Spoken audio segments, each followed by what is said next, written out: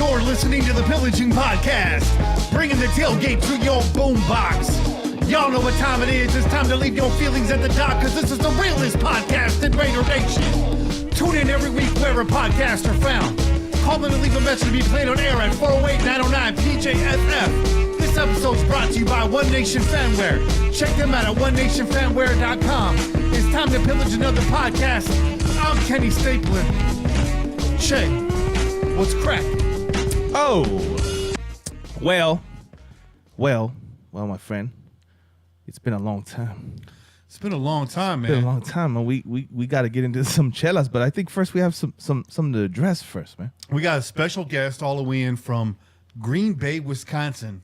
Yeah. He's been flying under the radar under the alias Clint Torres. Why don't you show him what time it is, Che? Hey, it's your boy. He's back. Get the job done. All right, fellas. Everybody was out there asking, where's Bobby Wasabi? Where's Bobby Wasabi? Where's Bobby Wasabi? Where's that guy? I don't see him anywhere. Let him know, Bob. I don't smell him anywhere. Let him know, Bob. He's not leaving roaches in my room anymore. Where's this guy at? All right. I was making moves, people. Hey. All right. I was in Green Bay making the moves happen. In that deep green and yellow territory, man. I was out there doing some real estate financing. Digging up the tundra. Getting them houses up in Vegas. Yeah. And, hooking my boy a check too. Hey, you know, there you go. and, There you go. Because, Kane's going to hook us up, bro. Hey. You know what I'm saying? There you go. But we'll let him talk about that. Hey, but there you go. that's right. I made this happen. See that? I got the Al Davis, the thing, for my glasses. Had to wear the shades this time. Because if they fall off, when That's you get a right. little angry and you're cussing somebody out, That's right. You don't want them to fall to the ground, bro. That's right. You got to keep them on the neck. Because not even the toothpick is going to fall off. There you go. Not this time around. But it's good to be That's back. right. Hey, good to have Bobby Wasabi back, y'all. Shit. Got me knocking mics over here, bro. When I asked him, what's up with the alias Clint Torres? He says, because most of y'all can't find it. Hey. They'll I never, don't have that problem. find me, bro. I don't have that problem. I know what you guys are talking about. Yo, it's chelas time, yo. You know what time it is. It's been a while since we had one of these bad boys. Hey, and it's good to be back. It is good to be back, man. I miss y'all motherfuckers. Good boy, Bobby. Okay, let that be said. But this chela, actually, this is a donation from my boy Art. Actually, Art, I'm going to get you back, man, because you're in that CTP chela. But it stayed in my cooler. Oh, is So that it's the getting one? drink. Oh, Son. and speaking of donations, Hey! shout out to C. John Fish C. John with a Fish. $17 donation. Look at that, man.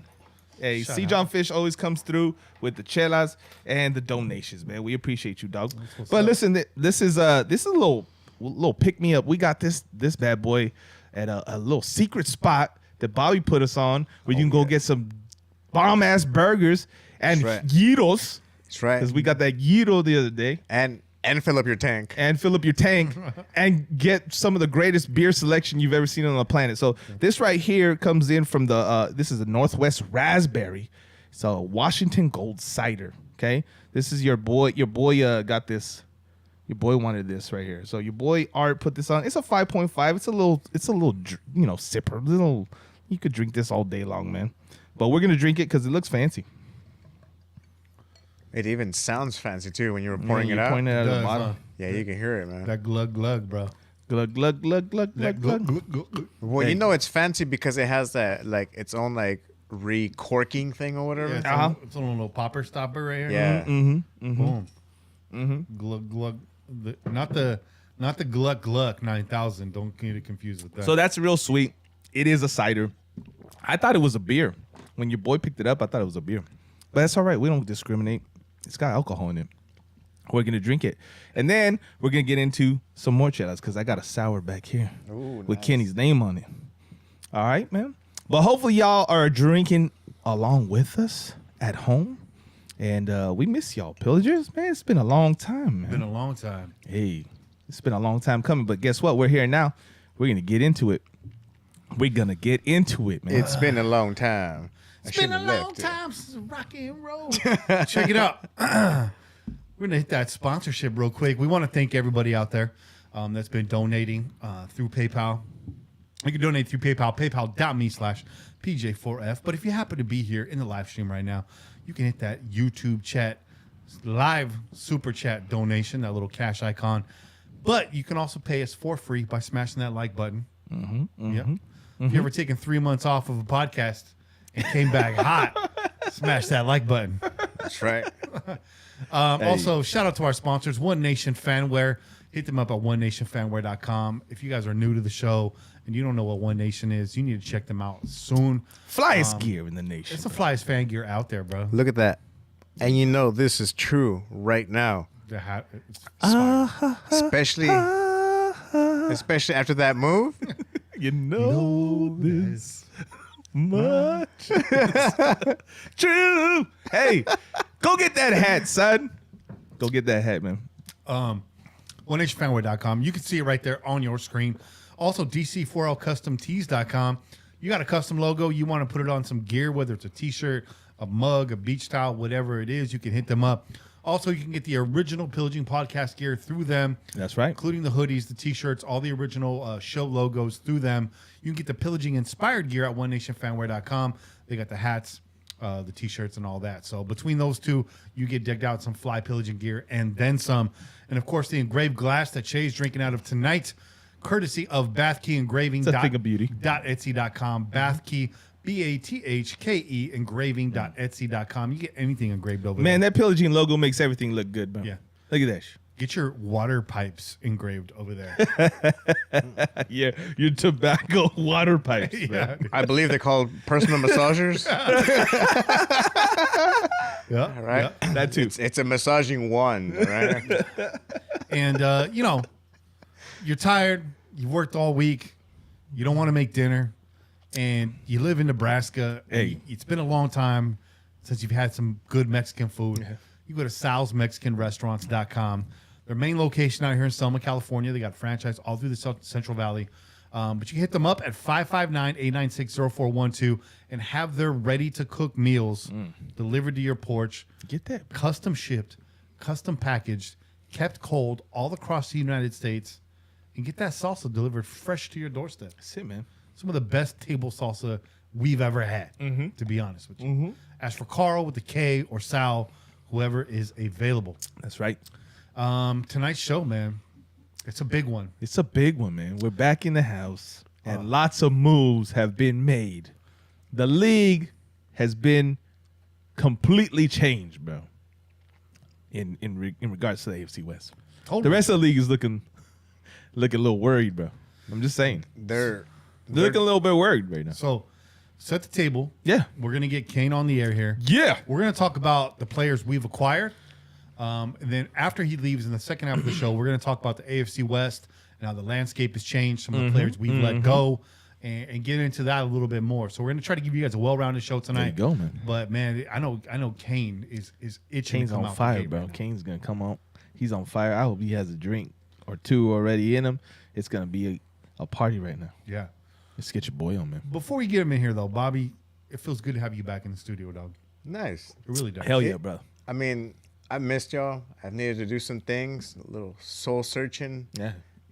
Clear some things out or whatever. Feel you. Had a bum leg, so that kept me out of commission too for a little bit. So now now I'm braced up. There you go. Literally, like I Gotta have stay like braced up. I have a knee brace right now.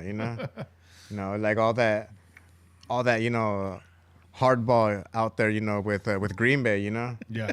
I mean, dude, Rodgers kept coughing on me. I had to keep moving. And the cold weather too. Yeah, well, I mean, cold weather was fine, dude. I'm talking about Rodgers coughing all over me, dude. He's like, no, it's cool, bro. Joe Rogan said I can cough on you. Did you get the Rodgers deal though? Did you get the Rodgers rate? Yeah, I did actually. You did. Oh, Okay, yeah.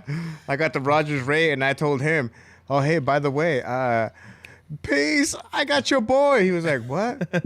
And that was it. I was like, that's cool. I don't mind paying the Rodgers rate because you don't know I'm here for your homie. There you go. Sauce. Hey, that's how you do it, man. You had the bum leg. I busted my ankle. Che got the vid. Yeah, man. Went out of Finally. Yeah. Finally. I finally got it, man. Took a few trips out of the area.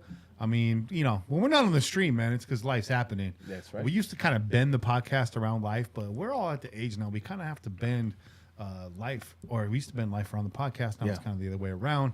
Well, we're always happy to get back on here during the regular season. You know, we're going to stay regular. But right now during the off season, man, Metamucil, bro. just kind of wait for Like something to happen. Metamucil. We'll eat that bran muffin, dude. Stay regular. Eat those kashi flakes, bro. There you go. Great nuts, dog. Those things taste terrible. Dude, they're awful, bro. Fucking gross. I got some kashi in the cabinet right now. I usually put sugar on it, dude. It reminds me when I was a kid. I was like, fuck, I thought I stopped doing this when I was fucking like 8, dude. And here I am fucking sprinkling sugar on fucking kashi. Fucking man. dry bread. You're never too old to put a big ass spoonful of sugar on top of your cereal, homie. I had a big bowl of that stuff, man. I shit a brick sideways the next day, dude. I was sweating on the toilet, bro. I was like, fuck. Colon blow, bro. Well, you know about the rule, right? About sweating on the toilet. No. You're supposed to wipe your cheeks before you wipe. Last thing you want is that toilet paper to give out, and then it's just your hand going, dude. You know, Trust me, dude. I knew a guy that told me about that. I go with that wet wipe if it's real bad, dude. Yeah, you gotta Well, get that the really wet was one. a wet wipe, dude. Just with all the sweat, dog. You just, boom. I'm just letting you know. Dry it off, man. You gotta dry it off, son. Dry it off, son. All right, let's bring Kane in here. We are. Let's do it. Normally we go to break when we make this call. We're just gonna do it right now. Now let's do it, man. Let's keep this train rolling. Let's get your boy on. Let's see here.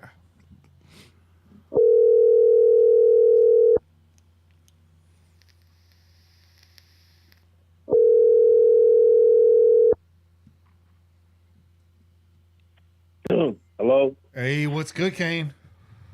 Hey, what's going on? Good. You coming in right on the air right now. So we're live, Yes, bro. sir. What's happening? Hell yeah. What's happening, What's up, dog? brother? How you living, man? What's up? What's up to the whole Pillaging Podcast family? Missed everybody. What's going on? How y'all motherfuckers doing out there, man? Doing great. Hey, man. Feeling good. Feeling great. Feeling good. How's you? that California weather treating you? You know, it rained pretty good yesterday, but it was like a beautiful 75 degrees out there today. It was nice. Windy, but warm. Yeah. Windy, but warm, man. Yeah, we've been outside all day. Yeah. How you doing out there in AZ, dog? Staying cool? Hey, man. I'm doing great, man. Since I last talked to my brothers, man, I don't know if I told y'all, but shit, man, I moved out to the middle of the motherfucking desert, man. Yeah. I've seen that. You know what I'm saying? This is my first night out here. Yeah, I'm in Arizona City, Arizona, bruh. Oh, Look shit. it up. Wow. The middle of the fucking desert. Hey, man. Loving it. You're an AZ, bro. So, Yes, sir. I know you bought a plot of land out there. Did that come with the house, or you got to build a house out there? No.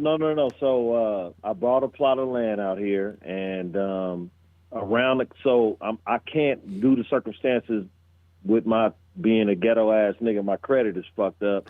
I gotta wait for like a year before I can start to build, and so I leased a home around the corner from where I bought my land from. So I'm gonna be here for the next couple of years until my house is built. So next year around this time, my house is I'll start building, and then it'll take about a year after that. So I'll be here for about 2 years in this house, which is literally I could fucking shoot a rock from here, man. You know what I mean? Yeah. It's literally around the corner from where I live. So, you know, from where my land is. That's and I'm what's up, already brother. starting to get things done. I'm already starting to put ABC down. You know what I'm saying? I'm starting to get shit built out. I even gave my daughter a 0.5 acres of land for her and her husband that just got married. They're going to move down here, and they're going to build on the land too. And then my niece, my brother's oldest daughter, her and her husband want to buy 20,000, 30,000 square feet so they can build. So I'm about to have Thomasville down here, man. You know what I'm saying? In the next about, That's what's up. 5 to 10 years, because that street, that Silver Bell Road, that's my street. So I can I'm probably giving up too much information online. We'll talk. Yeah. Don't be giving We'll addresses, son. Man. Yeah. Hey. Yeah. We'll talk. Y'all Canal already know. Street now. I already been talking to y'all anyway. So Canal life Street. is good, bro. I'm living my dream, man. Living the dream, bro. Hell yeah, bro. Not only is Arizona bringing the heat to Kane, but Kane's bringing the heat to Arizona, man. Hell yeah, he is. You've accumulated quite the collection out there. So before anybody gets cute and decides to show up at that address, I must warn you, trespassers will be shot on sight. Repeatedly. Hey, I already got the signs out there, bro. I already got the signs out there, bro, because where I live at, it's like really out here, right? And so like it's houses out here, and it's a building community, and it's people with, you know, all the houses out here are like brand new, but it's like it's vast land. You know what I'm saying? So your neighbor might be like a mile from you, or you know, like that far from you, or then there's a part of the community that might be, you know, where it's like where I live at, where there's tract homes. You know what I'm saying? But like out my back door, when I look out my back door, out my backyard, I only see desert and mountains. Well, you know what I'm saying? So hopefully it stay like that too, man. So, you know, I'm not looking for a big investment here. I'm just looking to live my life and have a good, you know, a nice piece of land, and my family, you know what I'm saying, they can come down here if y'all want a little piece of land. You know, we can work something out. You know what I'm saying? And that's pretty much it, man. I'm happy right now. I'm cool. I'm good. You know what I'm saying? Everything is great. And shit, I can't ask for more right now, man. God is good, man. You know what I'm saying? Brother. That's what's up, brother. Hey, let's get into some of these transactions real quick. Hey. So it all started with a little bit of restructuring. Colton Miller and Kenyon Drake restructured, got us cleared about $14 million under the cap. Your boy Max Crosby gets a brand new restructured deal. Yeah, he does. Good. Tell him what the price was on that. $357 trillion. No, it was 98.98 million, bro. Yep. Yeah, you like that? Yeah, I like that. I like that. 98.98. Woo. That's right. Style points. Yeah. You got to have points for style. That's it, man. And what does that average out to per year? That's like a 5-year deal? 3-year deal? No. His was a 4-year deal? 4-year 5-year deal? 4-year deal. Yeah, something like that, man. Multi-year contract man. extension. I know everyone's got to be breathing. Earned, after son. that, right? Earned. That was earned. Everyone feels good about that. Yeah, fuck. You know, that cleared a lot of room. And folks were a little bit worried. You see Yannick gets traded away. And then in comes Chandler Jones, your boy Chandler Jones. Well, actually, I think they signed Chandler Jones and then made the trade. Is that how it happened? Yeah. I think that's exactly how it happened. So they got Chandler Jones in the building. They signed him for 53, 56, something like that. And then once they had him locked in, they're like, all right, we can make the move with Yannick. Go get this corner.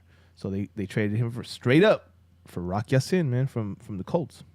I like what they're doing, man. You know, I no hate on Yannick, man. I liked what he brought to the table too, and I wish him good luck too, man. So Kane, how do you feel about this Chandler Jones move? You know, obviously the dude's a baller, right? Played last year, 41 tackles, 10.5 sacks, 6 forced fumble. Dude's 31 years old. You get rid of Yannick, who's 27 years old. Not quite the production, but still Pro Bowl level stats. How you feeling about it, Kane? You excited to see Chandler Jones in the silver and black? I am. I'm excited to see Chandler Jones in the silver and black, but I also need to see how what he gives us.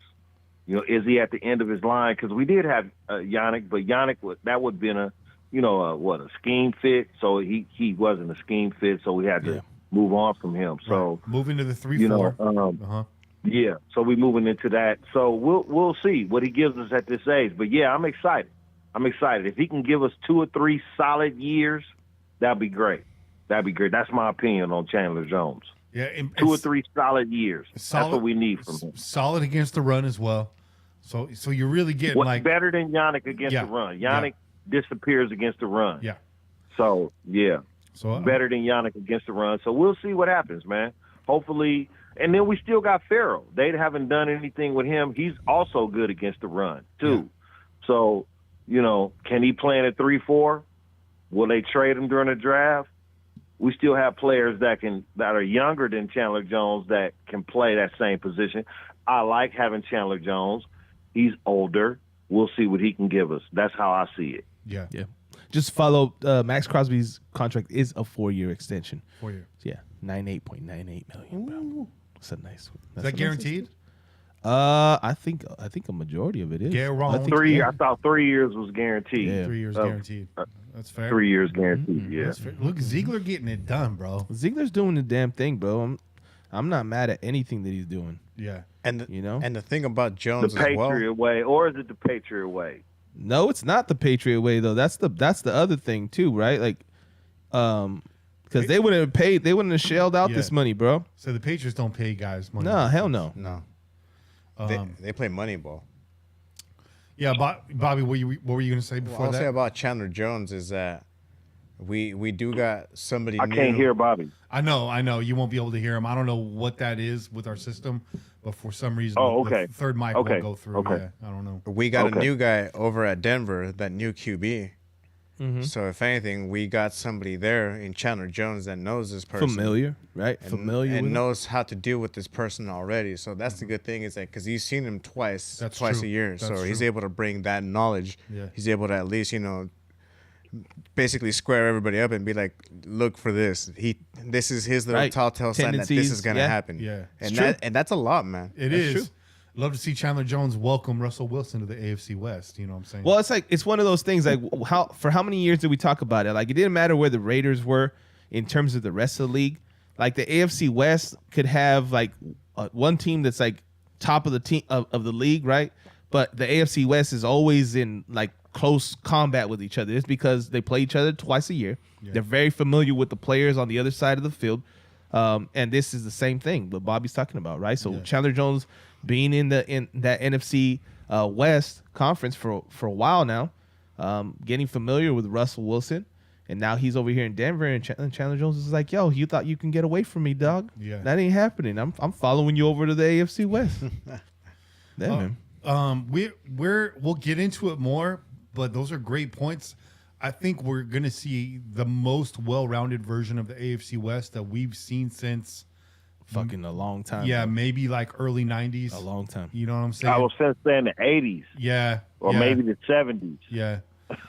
So 303 Raiders in the chat right now saying Kane called our free agency a soft rebuild.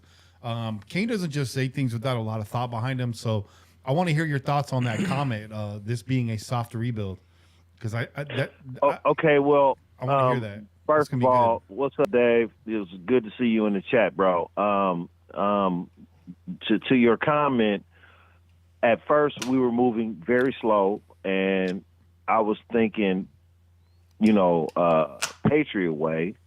I really was, and so I thought, oh, okay, we're not going to make any big moves right now. It blew me away that we did trade for Devontae Adams, and signed Chandler Jones and did all of the moves that we did at the last minute. So to your comment saying that it was a soft rebuild, it still was a soft rebuild because we just rebuilt the team. You know what I'm saying? Really in a did. soft way. You know what I'm saying? We added talent and we got rid of some talent. Yeah. So it was a soft rebuild. It was just a harder, softer rebuild than I thought it would be. You know what I'm saying? Shout out to you though, bruh, and Yeah. good looking out in the chat. No, I think that's a good comment. I think that's a good way to put it. Like, we really brought in new tent poles for this organization. Really, when you look at the pillars that are going to hold this whole team up, new faces. Real quick, Hey, shout out to Raiders Fan Radio, some OGs in their own right.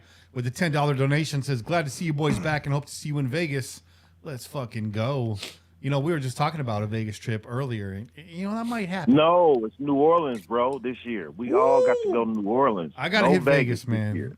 we do No, gotta you hit gotta, Vegas. no, bro, you got to do New Orleans. You got to do New Orleans. Well, maybe You I gotta have do to both. do New Who Orleans. says we can't do Right. both, man? Why you trying to limit us, Kane? No, okay, well, do both. Why you trying to I'm limit saying us? if I had to We're trying to take it a choose home between game, one- son.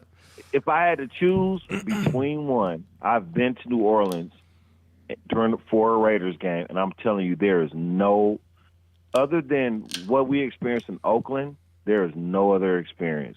Yeah. And I know people in the chat going to be like, oh, Vegas is trying this and that. Yeah, they're doing great. But I'm saying, other than the experience I've experienced in Oakland, I haven't experienced another experience on Bourbon Street, back to back, front to top, side to side, Raider fans. I mean, Got front, blocks and back, blocks and side blocks to and side. blocks and blocks and blocks of Raider fans. Nothing else but Raider fans. New Orleans State fans thanking us for coming there because they had just had the floods or whatever. I'm telling you, it's the best experience you will ever have other than going to a Raider game in Oakland. That's just me. Well, I'm not mad at you, bro. I think I feel it. if you've been there, you know what you're talking about. I don't ever doubt you, son. But a Vegas trip has to happen, dog. We gotta go to our new stadium, bro. We haven't been there. We ain't been there, so we got to get that done too, because we need to reunite with some of the Man, old, everybody donate old to the fans. channel. You know what I'm saying? We get enough donations to the channel. The tickets is $14,000 for 2 seats. You know what I'm saying? Up in the 400 section. If we get up to, you know what I'm saying, how many views and y'all hitting like and subscribe that button, you know what I'm saying, and donate to the channel, then maybe the channel might be able to bring y'all some experiences and people that's in another country or whatever, you know what I'm saying, that can't come out here, then maybe help the channel and we can get out there. If you ever know what I'm been- saying, and if you show ever y'all been- an experience. If you've ever been priced out of a Raider game, smash that like button. That's what's up. That's it. what's up. Hey, real quick, another Chela for review here. So this one's this Devil's Canyon Beer Company, and this is a Kaleidoscope series. It is a sour ale brewed with fresh prickly pear and lime. I gotta finish the cider to get to that.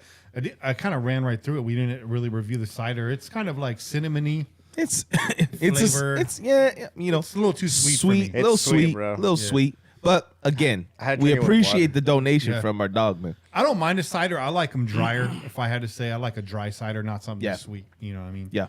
I don't mind switching up to a cider every once in a while. Hey, But it's good. Kane, how's the beer out there? How is the beer out there, King? The beer out here is pretty good, man. Santan Valley has a IPA that's a really, you know, if you can Google it, it's a good beer. it get me fucked up every day. There you go. You know what I'm saying? It's a good beer. You know what I'm saying? And that's pretty much. Other than that, I drink everything else that you guys drink. It's all just you know. Santan has its own beer brewery, and there's a lot of little breweries around like Chandler. Yeah. You know what I'm saying? Downtown Chandler and stuff like that, where they have their own micro beers and shit, and they're really good. You know what I'm saying? But once you start to get far out, and I'm glad you asked me about Hey, beer. I'm so far out, bro. I I'm live already far out. 35 miles east of the city. So I live literally in the fucking middle of the desert. And so I go to the He's gas eastbound station and down, today. bro. Well, actually Dollar, whatever the fuck it is, Dollar Central, Dollar whatever that shit is. And because that's the closest thing to my house. Yeah. Other than me driving like hella far, like 5 exits away to a like real shit, right? So I go in here and I'm like, fuck. And so I look to my right and I'm like, oh, it's a cold beer. Bro, I walk down that aisle and I see Miller Lite, Coors Light, Budweiser Light, this light, that light. And then on the side in the tall can section, I see that shit damn near empty too. And but it had like a few Modelos. So I was like, oh, let me snatch up them motherfuckers. And then it had some tall cans of Mickey's. Now, mind you, Hey. I moved here, and my Yeah. across the street neighbor came out and greeted me. And I'm not judging nobody because his driveway had nice stuff in it. But, and, you know, he had a motherfucking 40 of St. Ides in his hand. Oh, Damn. And mind you, we live in a tract. Everything over here is new. Yeah. And I'm like on the phone, you know what I'm saying? And I'm like, damn. You know, the motherfucker just walked to me like bucktooth. Motherfucker just walked to me with a St. Ides 40 ounces, motherfucker. You know what I'm saying? Beer in his motherfucking hand, talking about greet you to the neighborhood. You know what I'm saying? Trying to pet my dog and shit because I was walking my dog down the street. I'm like, man, I'm in the motherfucking boondocks. But I love it though. But Looking it's like just like, Bowfinger and okay. shit, bro. So when I bought them two tall cans of Mickey's from the gas station, homeboy's probably thinking in his mind, oh, you fit right in, motherfucker. Because I was like, yeah, I just bought 4.6 acres around the corner, you know what I'm saying? And I just rented out. You about to see me here, you know what I'm saying, on a regular basis, bruh. You know what I'm saying? Because this is the only place to buy beer. So I hope y'all start stocking up on beer up in here, man, and no Bud. I mean, come on now. Y'all got to do better. He's like, oh, no, you got to come in here on such and such day. I'm like, man, y'all got to do better than this on the beer selection. Right? You know what I'm saying? Everybody don't drink Bud Light and Coors Light and all that shit. He thought he found You know his what I'm new saying? best friend, bro. I used to run through them 24 packs of little grenades, the little wide mouth. Yeah.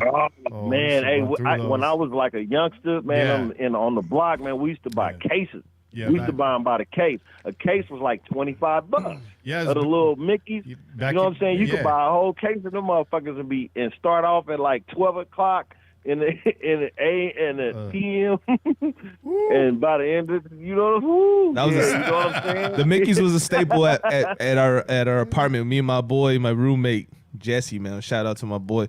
We used to buy up 2 40s. And take them to the head before the party started, bro. Oh shit! Damn. Before the party started, bro. Party's over, dog. Edward 40 hands over here, dog. Shit, Hey, dude. and then we show up to the party with a jug of Colorasi and set it down on the corner and walk away like no one knew where it came from. Colorasi was the shit back then, and then Hey, $5. Hey, Carlo Rossi was the shit, bruh. You $5. Got that little shoulder, That's right. little sipper right there, though. And I think the most I ever drank 40. I drank 3 40s of Oldie at a party one night, and I don't remember much. But I maintained. But man, that's 120 ounces of malt liquor right Kenny, there. do you remember Boilermakers? I do. Old. Shout out on the channel, man. If you remember Boilermakers. Until he used to fuck with the Brass Monkey premix. And yeah, it's like orange juice, grapefruit juice, and like vodka. Ooh. And I drank the big bottle of that once and yacked all over my hood of my girlfriend's car, bro.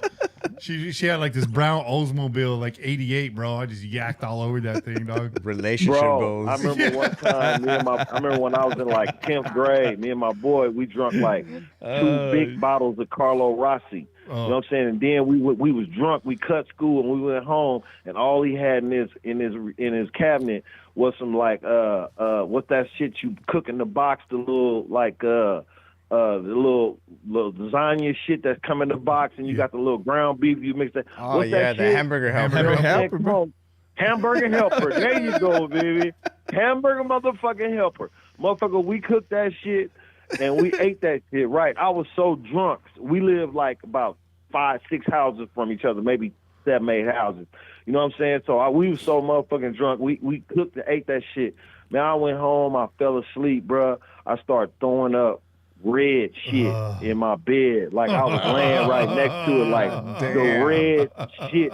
And you know what? I don't fuck with hamburger helper this day. And I was like 14. I was 14 years old, motherfucker. I'm like 51. And today I'll be in the store with whoever I'm with at that time, and they'll be like, "Oh, you eat hamburger helper?" And I'll be, hell no, I don't fuck with that shit. I was you know what I'm saying? 14 years old. I don't give a fuck. Yakking this shit. I don't care what the fuck you say. The good one, the bad one, I don't care. I don't want none of that shit. Especially the red. When you know what I'm saying? When I yacked on that hood, the engine was still hot too, so that shit was sizzling, bro. When damn! That hot vomit. Oh man, so he cooked on there. No! Hey, 80s babies got drunk stories. Yeah, 80s babies got drunk stories. I used to drink the MD 2020, bro. Fuck. Oh, dude. Yeah, you gotta go blue. You gotta go blue, bro. Did you ever turn that upside down and notice how it looked like Batman was like fucking something? No. It looked like Batman was going like this. I swear to God, dude. You turn that bulldog upside down and you cover up like the eyes. It looked like Batman was like going like this, like yeah. I've seen a lot of you things. Want me to tell you a recent story? Yeah. I'll tell you a recent story. It's somebody you know, Kenny. Somebody you know, Kenny. Okay. But I'm not going to. JRJ from the block. You know. I ain't gonna say his name. Look, wait, hold on. He out, JRJ from he the out block. here. Solid dude. He came out here, right? He Yeah. came out here. Solid dude. And he doing his little thing out here. Whatever he do, I ain't gonna give up that man game. But anyway, he came out here and he was like, "Man, we need to get together." I'm like, "All right, we gonna do that." So we got together. You know what I'm saying? So you don't fuck with Kane. You trying to drink and smoke and get high with a nigga? You know what I'm saying? You came to chill, right? This nigga, he'll never do it again. Put it like that. He'll never do it again. You know what I'm saying? Yeah, I don't drink Miller Lite and Coors Light. You know what I'm saying? So I go to the store and I get 2 12-packs of 8.7 ABV IPAs. You know what I'm saying? And I go to the club and I buy 3 1.75 pre-roll blunt.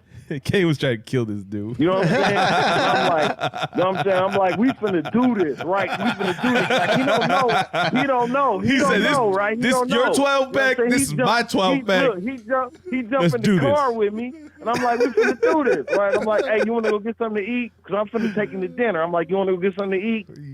He like, nah, I ain't tripping. I don't really need nothing to eat. Oh, that's a in my bad move, mind, I'm dog. like, I think you need to get something to eat. But then I didn't say nothing. I was like, okay, we could order some DoorDash on trip. You need to I buy got him a you. whole loaf of You know what I'm bread, bro. saying? Yeah. Boy, we get back to the house. We go to Safeway. I pick up the beer. Already got the weed. You know what I'm saying, from the club. You know what I'm saying? So I'm just like, we good. He's like, oh, you got weed? I'm like, I got weed. You know what I'm saying? We good. So we roll back to the house, bruh. And he ain't never left till the next morning. He was stuck, man. So, Yeah, that dude's man, stuck. hey, I'm telling Hey, you, man. man, Oh, boy. we had a good time, man. Hey. Shout out to the hey, do you know about the new blog? The blog that Ryan started? I mean, No, I don't know. 24? You don't know? Oh, okay.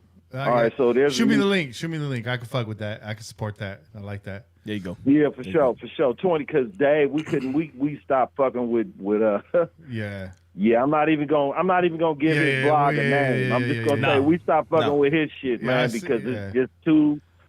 Hey, well, shout out to 24, So, yeah. man, because he's from Gilroy too, dog. He's a fellow Gilroy High Mustang, dog. Hey, That's what's 24 started a blog, man, Yeah. and it's all the good people is on That's that good. blog, bro. That's good. Shout Go out to check you it out. guys. Yeah. Send me the link, Yeah. man. We'll plug it on the show and all that. Definitely.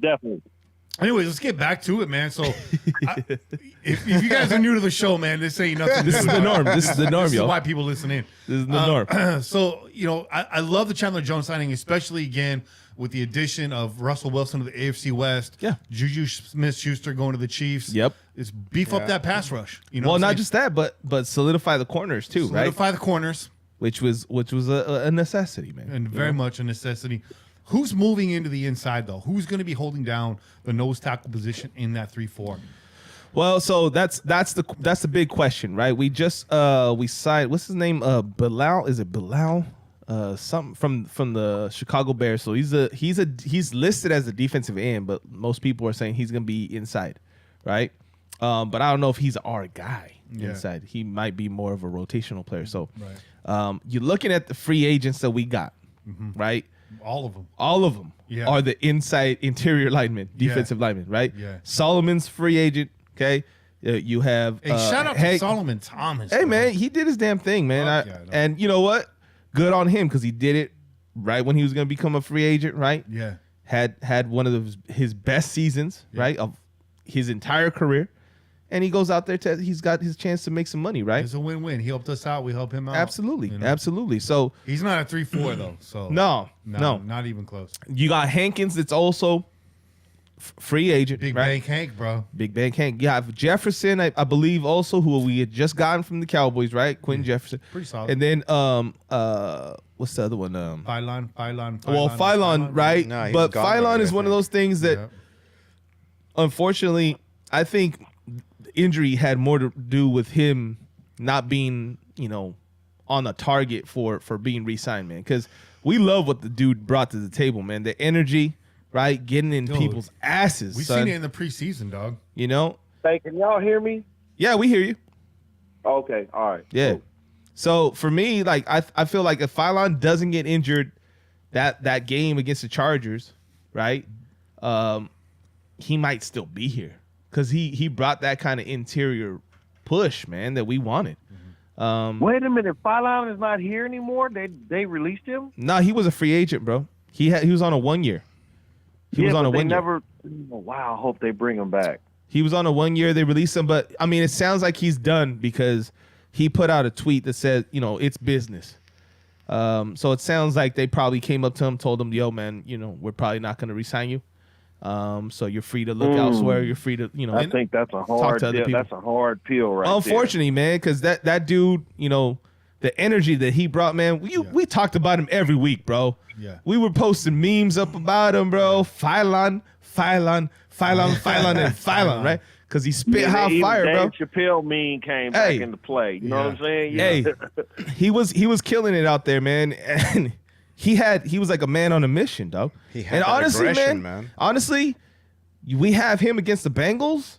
It might be a different story, dog. It might be a different story because the kind of pressure he was applying inside against the Bengals, you know what I mean? Win that game. If Merrick makes that interception, there's a lot of plays we could say about that game. But yep, you're right. He's a big part of that. But Merrick could have sealed that game, pretty much. I mean, I'm not talking about what happened. I'm talking about what was missing from that game as a whole. And Phylon wasn't there. You triggered something. No, I know. I saw. No, I hear you. I hear you. Yeah. We get triggered. I bet you the chat's triggered too, man. But at the end of the day, man, I think it all comes down to the fact that he did get injured at the end. He had been out of the league for a little while, man. He was out for like a whole season, and previous to that, he had signed a 2-year or 3-year deal, and he got injured too. Mm-hmm. So. The cards were against him to begin with. Mm-hmm. He gets that 1 year to show, and he did, man. He showed out. But to end with the injury, and then a new regime comes in, and they're probably not going to take that chance, man. Let's be real. They're coming in. They're going to go for what they know will be their next season. They ain't trying to start off with a man down. Yeah, you know what I mean. It's exciting. What's unfortunate is I felt like we were real close to having the middle of the line right where we needed to be. Like that rotation we had was dangerous, dog. Like we had pressure up the gut, throughout the season. And ISO Cali makes a good point. Like, we're moving at 3-4, but majority of the time we'll be in that nickel formation, and that's the NFL now, right? That's the NFL now, right? But you'll still see a lot of 4 down linemen on most sets next season, even though the base is going to be 3-4, but. I think that's still the question: is what is that middle going to look like? Is that player on the roster right now? Probably not. Is that player a free agent right now? Probably so. And what is the draft going to yield for us this year? The other one was Simmons, right? There was another cat, Simmons, that was getting in there, rotational player. He was applying some pressure. He was bringing energy off the bench. But yeah, man. So all of those cats are free agents, man. Mm-hmm. They're all gone. And this is what we were talking about earlier when we were, driving around, was the reality that basically it's Klee, right? And is Gerald McCoy still under contract? Because we had signed that dude, right? So you're looking at possibility of Gerald still being around. Who knows what happens with that? And then you got Klee Farrell, who we already know he's never a set position. He's on the outside. He's on the inside. So it's very, very possible that say, Klee, all right, you're still on contract. We're gonna push you inside, and you got to show us something, or else it's a wrap. But we gotta find another. I still feel like we don't have the guy inside. Maybe, I could be wrong, but maybe. No, you're right. Yeah. You're right. You're 100% correct. We do not have the guy inside. We need to draft, and I thought that. Like I said, I thought we were doing like a softer rebuild than we already did, and I thought they would, draft a defensive tackle in the first round or, something like that. But this is a whole new thing for me. This is a whole new regime, a whole new way of thinking, a whole new way of doing business in the NFL. I think we have finally stepped into the new generation of GMs where these guys don't really value draft picks. They want to win because they know that, look, I only got 2 or 3 years to prove myself. You know what I'm saying? So it takes 3 years to build a team if I'm going to rebuild it. So I'm not going to go to a situation, and this is to speak on Josh McDaniels. Telling the Raiders up front, like, hey, I'm not coming for an interview unless you're gonna hire me. You know what I'm saying? So don't bullshit me. And the Raiders, answer back. Obviously said, hey, just if we offer you the job, then take it or whatever. So, this is a new age of the NFL. And this is something that I'm not used to seeing from the organization that I've been following for the last, 20, 30 some odd years. So I'm here for the ride. I'm excited. I like the new regime. I like Ziegler. I'm warming up to McDaniels. I hope that he can make Carr. If I say a better quarterback, I'm gonna get hit by the Kardashians. So I hope that we can win more games with Carr, and I hope our defense gets better, behind this regime. That's, to speak to the Kardashians' point, we need a better defense. There is one person in this organization right now that looks to make Carr a much better quarterback, and that's way to bury the lead, guys. And that's Devontae Adams. That's Devontae Adams. Yeah, bro. Acquired via Green Bay. That's it, man. You guys already know the details of the trade. Whoa! Hey, you need another cello? Yes. You need the cello, bro, Yes. to talk about Devontae Adams, because this is a celebration for that. It's a celebration. Let's not say make Carr a better quarterback, because then we're gonna piss some people off. Because to some people, the Carr is the greatest thing ever. Since mayonnaise. To allow Carr to be the best quarterback. I don't like mayonnaise, bro. He can be. Let's say it like that. To allow Carr to be the best quarterback he can be. To let him be all he can be in the Army. Be all that you can be. Dude, even though Aaron Rodgers had Devontae Adams and still lost in the AFC. Hold on real quick. But, yeah. What brewery is this? This is let me see. This is Devil's Canyon Brewing. You'll probably never hear me say this again, but y'all putting way too much beer in your cans, bro. That thing was like full. I couldn't even pour that shit without spilling it all over the. Don't listen to Kenny. You keep on putting as much beer as you want in those cans, bro. Because we want to drink it all. Couldn't drink 3 IPA. Kenny could not drink 3 9.8 or 9.7 IBV IPA. Because he won't do it. Because that's not his thing. Because I ain't a goddamn alcoholic. It's not his jam, son. Yeah, he ain't finna drink 3 of them motherfuckers back there. He ain't finna drink them like me and Che. Those psilocybin mushrooms. He can't do it. He won't sit here and go. No, I cannot. Facts, bro. Hey, so actually, Gerald McCoy is a free agent, bro. So that really just leaves Klee. Really just leaves Klee, bro. That is really fucking sour, dog. Sour. That is good. No, yeah, sour, it's tasty, sour, man. bro. My eyes watered, bro. I'm gleeking out my eyeballs right now, dog. Which eyes? Gleeking. Your brown eye too? Oh, yeah. Hey, on the real, no homo, I miss y'all niggas. You know what I'm saying? For real, I miss y'all the too, show. brother. I miss you too. We gotta. I know we live in lives and family. And all of us are busy, but damn, we can do more of these shows on a regular basis, man. Yeah. You know what I'm saying? This is Absolutely, man. like therapy. Oh no, here You know what I'm we saying? this is it, Yeah. man. This is the official comeback of comebacks, but so yeah, no, we ain't about to be. But you live in the missing desert shows, now, so. Kane, so I'm coming out there with the strongest LSD I can find. And we're Hey, man, come out here, man. Peyote, bro. Come out here. Come check Hey, me out. Matter of fact, don't leave Jimmy the is house, out bro. here tonight. Jimmy is How'd out you guys here, disappear and I'm into finna the meet desert? Jimmy tomorrow, and we finna go to the range. You know what I'm saying? Me and Jimmy. You know what I'm saying? We finna hit the range. By the way, all y'all You know out there what I'm right now, make sure you go subscribe to Kane's Tactical TV. Hey, there you go, man. This fool was firing cannons, bro. Cannons, bro. Hey, Kane's ready for the apocalypse. Hey, I'm about bro. to call you fucking Nick Cannon, bro. Damn, bro. Hey, you know what? I'm having fun, man. I'm having fun. I see you and, having fun, dog. I'm happy. You know what I'm saying? Yeah, I'm having fun, man. And I see you having I fun, only go in a safe, you know what I'm saying, and secure environment and shoot. You know what I'm saying? I don't mean no harm towards nobody. I'm not trying to promote no gun sales to nobody. I don't want you to go out and buy a gun. That's up to you whether you do that. You know what I'm saying? That's not my MO.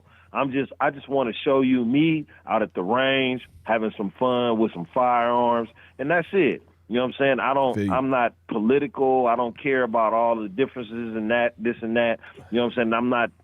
I don't promote none of these firearms that I'm shooting. I don't even know the companies that I'm getting from them. I just shoot. Hey, just make sure You know what I'm saying? you clear your mags and set that safety when you're not fighting. Because I seen the official roll up on you, bro. I don't want to see my boy go down like that. Man. Hey, man, you know what? That just lets you know when I'm doing a video, I'm at a safe and clear environment. I'm at the range. You know what I'm saying? I'm not in my backyard. I'm not on my land or whatever the case may be. You know what I'm saying? I'm at a safe and secure spot. Oh, man. So that's the main thing. I seen Damon Arnett follows you now, so that's what's up, dog. Hey. He's Damon like, this is what Arnett. I didn't do. This is what I didn't do. I should have done that instead. Looks like our stream froze a little bit. Hang in there, guys. It'll pop back in. It's Mitch Friends, bro. Oh, Yeah, it's Mitch Rance. He's trying Damon to sabotage. just call me Kane Arnett. Hey. You don't want to come through. You don't want to come through here because I don't have to show you what you don't want to see. You don't want to come through here because you don't want to see it. There you go. No, I don't have to show it to you. You want to You see just this. don't want to come through in that manner because you don't want to see it. And that's how he should have approached it. Talk about And you still have your job, you stupid motherfucker. You still have your job. You know what I'm saying? Shit. Talk about your new website, fuckaroundandfindout.com, bro. No, let's talk about Devontae Adams, man, because Let's do it, bro. This really changes the landscape for the Raiders, and I think this is a big move. I'm not going to say it's not. This is the biggest move we've made in a long time.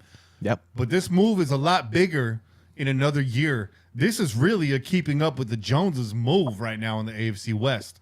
I mean, especially looking at that wide receiver core in Kansas City, bro. Yep. I mean, call CPS, dog, because they're abusing a lot of privileges over there.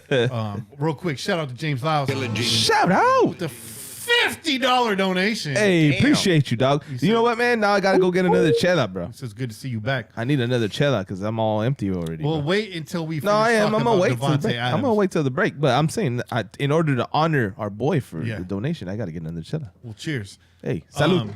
Salud. So this move is really keeping up with the Joneses move. Wide receiver core now in Las Vegas. Well, I'll just say, including the tight ends, right? Devontae Adams, who's The playing scariest shit in the division. serious. Scarier huh? than any other team in the division. We're the best in the division. Who's battling? There's no better. Who's battling for that number 2 spot on the wide receiver core, though? Is it going to be? I mean, Kansas it's City.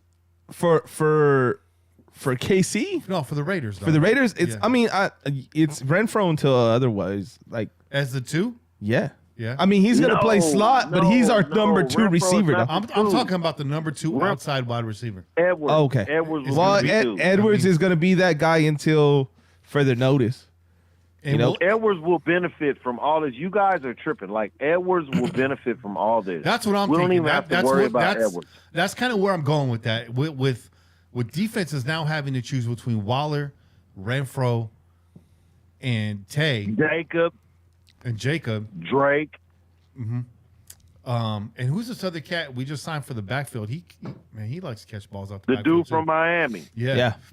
I mean, Edwards is now poised to really get a lot of looks, dog. He's going to be matched up against the dudiest of Fantasy cornerbacks. football, you better pick him up. You know what I'm saying? Better pick him up. And I've been ringing the bell for this guy the last 2 years, saying he's going to be a red zone machine, and we haven't seen that yet. Can this move free up Edwards and the rest of this core? Yeah, you know? absolutely. Absolutely. You see how Ruggs, I'm sorry. I'm sorry. You see how Edwards thrived when Ruggs was on the team? We was all like, man, Edwards is balling. Like, he's balling. Like, he didn't have bracket coverage. He didn't have double coverage. He didn't have triple coverage. He didn't have triple, zipple coverage. You know what I'm saying? They didn't just, like, we shut Edwards down because there's no Waller. They only got Renfro. This is not going to happen. So he's going to flourish because he is the least of the worries of a defense. They're going to be looking for Renfro first, Adams first. Then they're going to be looking for Waller second, and then they're going to be looking for Renfro. You know what I'm saying? Yeah. So then you have like the guy from Miami, and you got Edwards. Those guys are going to flourish probably a lot in little spaces more than the bigger names that you hear. Not saying that the bigger names won't, but of course they will. They're going to get their numbers. They're going to get their catches. Is Carr going to call that out, though? Blue 80! Blue 80! Friple Zipple! I think he's Devontae is going to be his first look. Zip, zap. You know what I'm saying? Goodbye to Waller being his first look. Yeah. Devontae will be his first look, but then Waller will get the looks. You know what I'm saying? Because he'll be open across the middle. There will be middle space open because Devontae is going to take the defense down the field. I mean, and then you got Waller.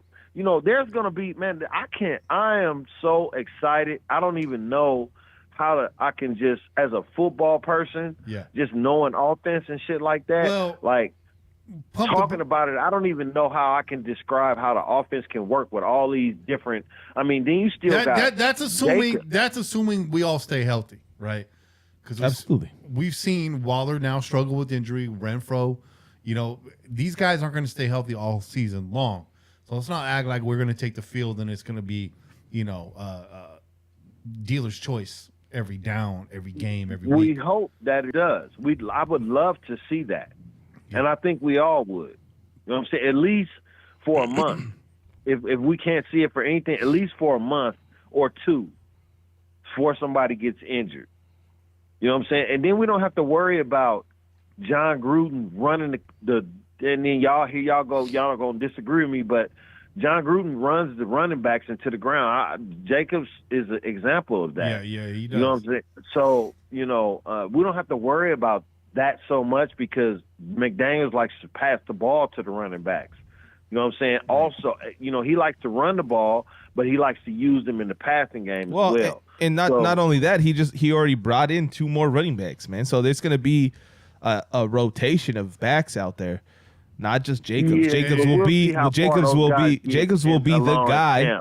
Jacobs will be the guy, but I think there's going to be a use of multiple running backs. Because look at the wide receiver core now. At the end of the day, it's going to be Drake, and at the end of the day, it's going to be Drake in the passing game and Jacobs in the run game. That's how I think it's going to be. After the starting 3, man, that wide receiver core pretty thin right now. You know, Mac Hollins, Tyron Johnson, Bobby's boy Dylan Stoner. You know what I'm saying? That's right. DJ Turner, Javon Wims, like one of these guys is going to step up. He's going to be the draft. Free agency's not done yet.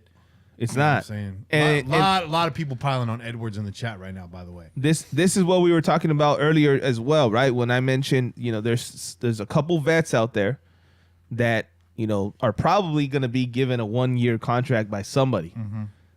Julio Jones just got released. Mm-hmm. Okay, didn't work out in Tennessee. Mm-hmm. Injury prone, obviously, the last couple of seasons.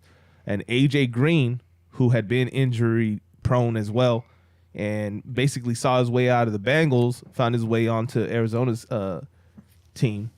Both these guys are out there.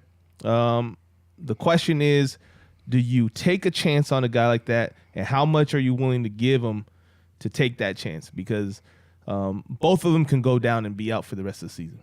You know what I mean? But having Javon a guy, Wims? What's that? You said Javon Wims? No, I said Julio Jones and AJ Green. Oh, I'm sorry. Okay, I didn't. Okay, yeah. So I'm sorry, I didn't mean to cut you off, bro. Sorry about No. I'm talking about Julio Jones and AJ Green being 2 veterans, right? That are well known. You know, they're mainstays in the NFL. For a long time, we've heard their names, and we know what they bring to the table. They're late stages of their careers now. They've been through a lot of injuries, but they can have a possible positive effect on a team that already has a number 1, a solid number 2, has a fucking high-powered, you know, offense in regards to like multiple positions that can hurt you.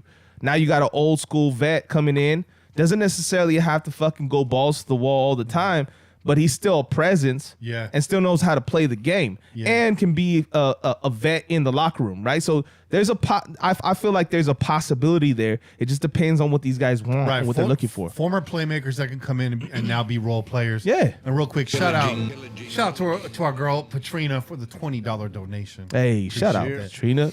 Salud. Hey, salute. Hey, so you know what? I agree with you, Che, on the Julio Jones. I agree. I think that the Raiders do need that receiving core. It's young. It does. Well, Devontae Adams is there now, but Julio Jones wouldn't be bad. You know what I'm saying? So, yeah, you know, he's not gonna start over. We would think he wouldn't. You would think Brian Edwards could beat him out, right? Mm-hmm. But you know, that would be a good competition for Brian Edwards. That would be a really good competition because Brian could learn a lot from him. You know what I'm saying? In the competition, he can learn to run routes. He can learn to get open. You know, he can learn bracket coverage like he had a fucking problem with during last season. Mm-hmm. You know, a really big problem with that. So, yeah, he would benefit totally. It would be great to have a Julio Jones, but can Devontae Adams be that same thing? And then we just draft a wide receiver and, you know, let Devontae teach all of these guys. Very possible. You know what I'm saying? Very possible. That's the other option, right? But you're looking at third. What is the target in the third round? Because that's the earliest pick we have, right? Is a third rounder. Yeah. What is the target? What are we looking for? What are the position needs that are BPA, at probably in the BPA third? At that point, in the third, probably BPA. I mean, you're looking at a veteran team that's ready to win now, so they're not really. They've obviously shown you that they don't really care much about draft picks, that they don't put much, you know, into the draft pick situation. So, and they'll just draft somebody who we might be able to develop. And, you know, we have people in your place already, so we don't need you to start right now. Yeah. You know what I'm saying? So if you can get somebody like that that's ready to start, but you don't have to start them, it's a win-win situation. What I'm excited about, and it's obvious, right? I mean, but it needs to be said. It's the first time in a long time, maybe the only time with Derek Carr that we get a number one wide receiver he has established chemistry with. You know, we talked about Derek Carr and his falling in love and falling out of love with wide receivers, and now we have a legitimate threat on the outside, wide receiver one, that Derek Carr should have trust with established from day one. Yeah. Well, and here's the other thing. To get back to Devontae, right, is the chemistry that is there with Carr. And most people are like, well, you know, that was in college. These motherfuckers spend a lot of time together in the off season. They spend time together. They work out together. They throw routes to each other. You know, they throw routes to. They go out there and they practice a lot in the off season, man. Did they play basketball in the pool? Probably. Probably. Khalil Mack comes and fucking swats them, maybe. But listen, they've been hanging out. It's not like Devontae's been in Wisconsin and they haven't seen each other since college. They hang out often in the offseason. So there's something to say about a chemistry that probably hasn't died off. Maybe has even gotten stronger. He did buy that house, right? I mean, think about it, right? We had Amari Cooper, but the trust was with Michael Crabtree, the number two. Exactly. Right? We had, last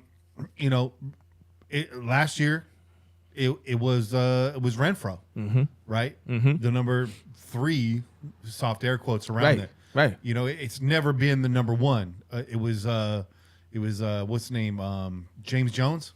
Right. You know, James Jones when too, he first man. came here, you know what I'm saying? Yeah. So it's never really been the number one wide receiver that Carr's had that trust with. Right. And I think this is maybe the first time. Yeah. You know where what I he mean? has an outright number one that he is confident. Crabtree and Cooper, I think he trusted Crabtree. That's what we're talking about. That's exactly what we're saying. Three straight passes in a game-winning situation. Kane, but that's exactly what I'm saying. Crabtree was the number two, not the number one. Right. This is the first time we have a one wide receiver. Oh, okay, yeah. You know what I'm saying? Yeah. So even with Ruggs, that was developing until the situation became what it was. I think he trusted Ruggs a lot. I think Ruggs going to jail really fucked Carr up. Well, yeah, of course. It was coming around, right? It was heating up.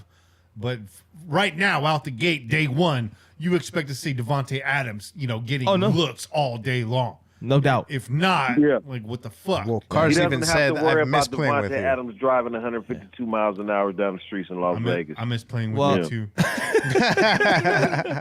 No, so, we already know, David Carr will stand all day long, right? But the one thing that he brought up is like, look, man, these guys, Devontae is like family for them, right? He hangs out with them. He comes to, they do a lot. They go to Fresno. They go do events together and all that kind of shit, right? But that they've developed a language too. So a lot is to be said about what's in the playbook, what's in the playbook versus what they come up with because they are in constant talks with each other.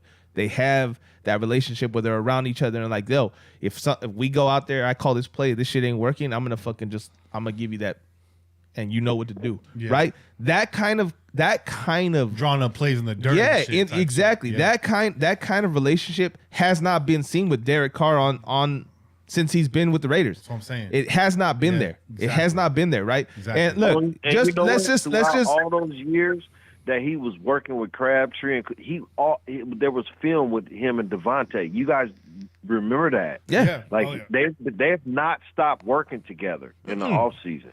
No, never. Since they've been out of college. They have not stopped working together. Raider Nation has been praying for this day since Carr was starting quarterback. Since he got named starting quarterback, it's like, well, now we need to get Devontae Adams. This conversation's been going on a long time, right? Remember their whole Pro Bowl fucking romance. You know what I'm saying? Yep. So it's exciting. And Antonio Brown was a part of that too. Yeah. And so Antonio Brown. Real quick, and again, this is college against the Mountain West and all that kind of stuff. But in the 2 seasons they played together at Fresno State, Devontae went for 233 catches, 3,031 yards, and 38 touchdowns. Okay? That's fucking production regardless of who they're playing against, bro. Yeah. You know what I mean? That's more than Mike Evans and Johnny Manziel. Theirs was pretty high. But listen. It's a bromance coming out of Brokeback Mountain West. Bro. The other thing that you want to compare it to, too, now, look, we had a similar situation where a college quarterback and his number one receiver reunited in the NFL with the Bengals. Okay? And Jamar Chase was catching a lot of flack. They were talking a lot of shit about that dude coming into the league, saying, he was having issues with drop passes and all that kind of shit, right? Nobody fucking remembered any of that.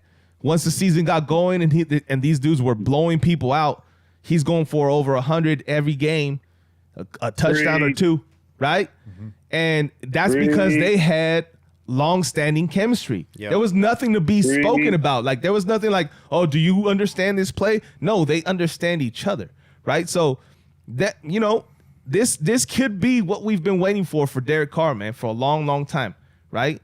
Someone that he's never going to have a lack of confidence in throwing to, and that he already knows this. I'm going to put it there, and the motherfucker's going to get it. Mm-hmm. He's going to get it.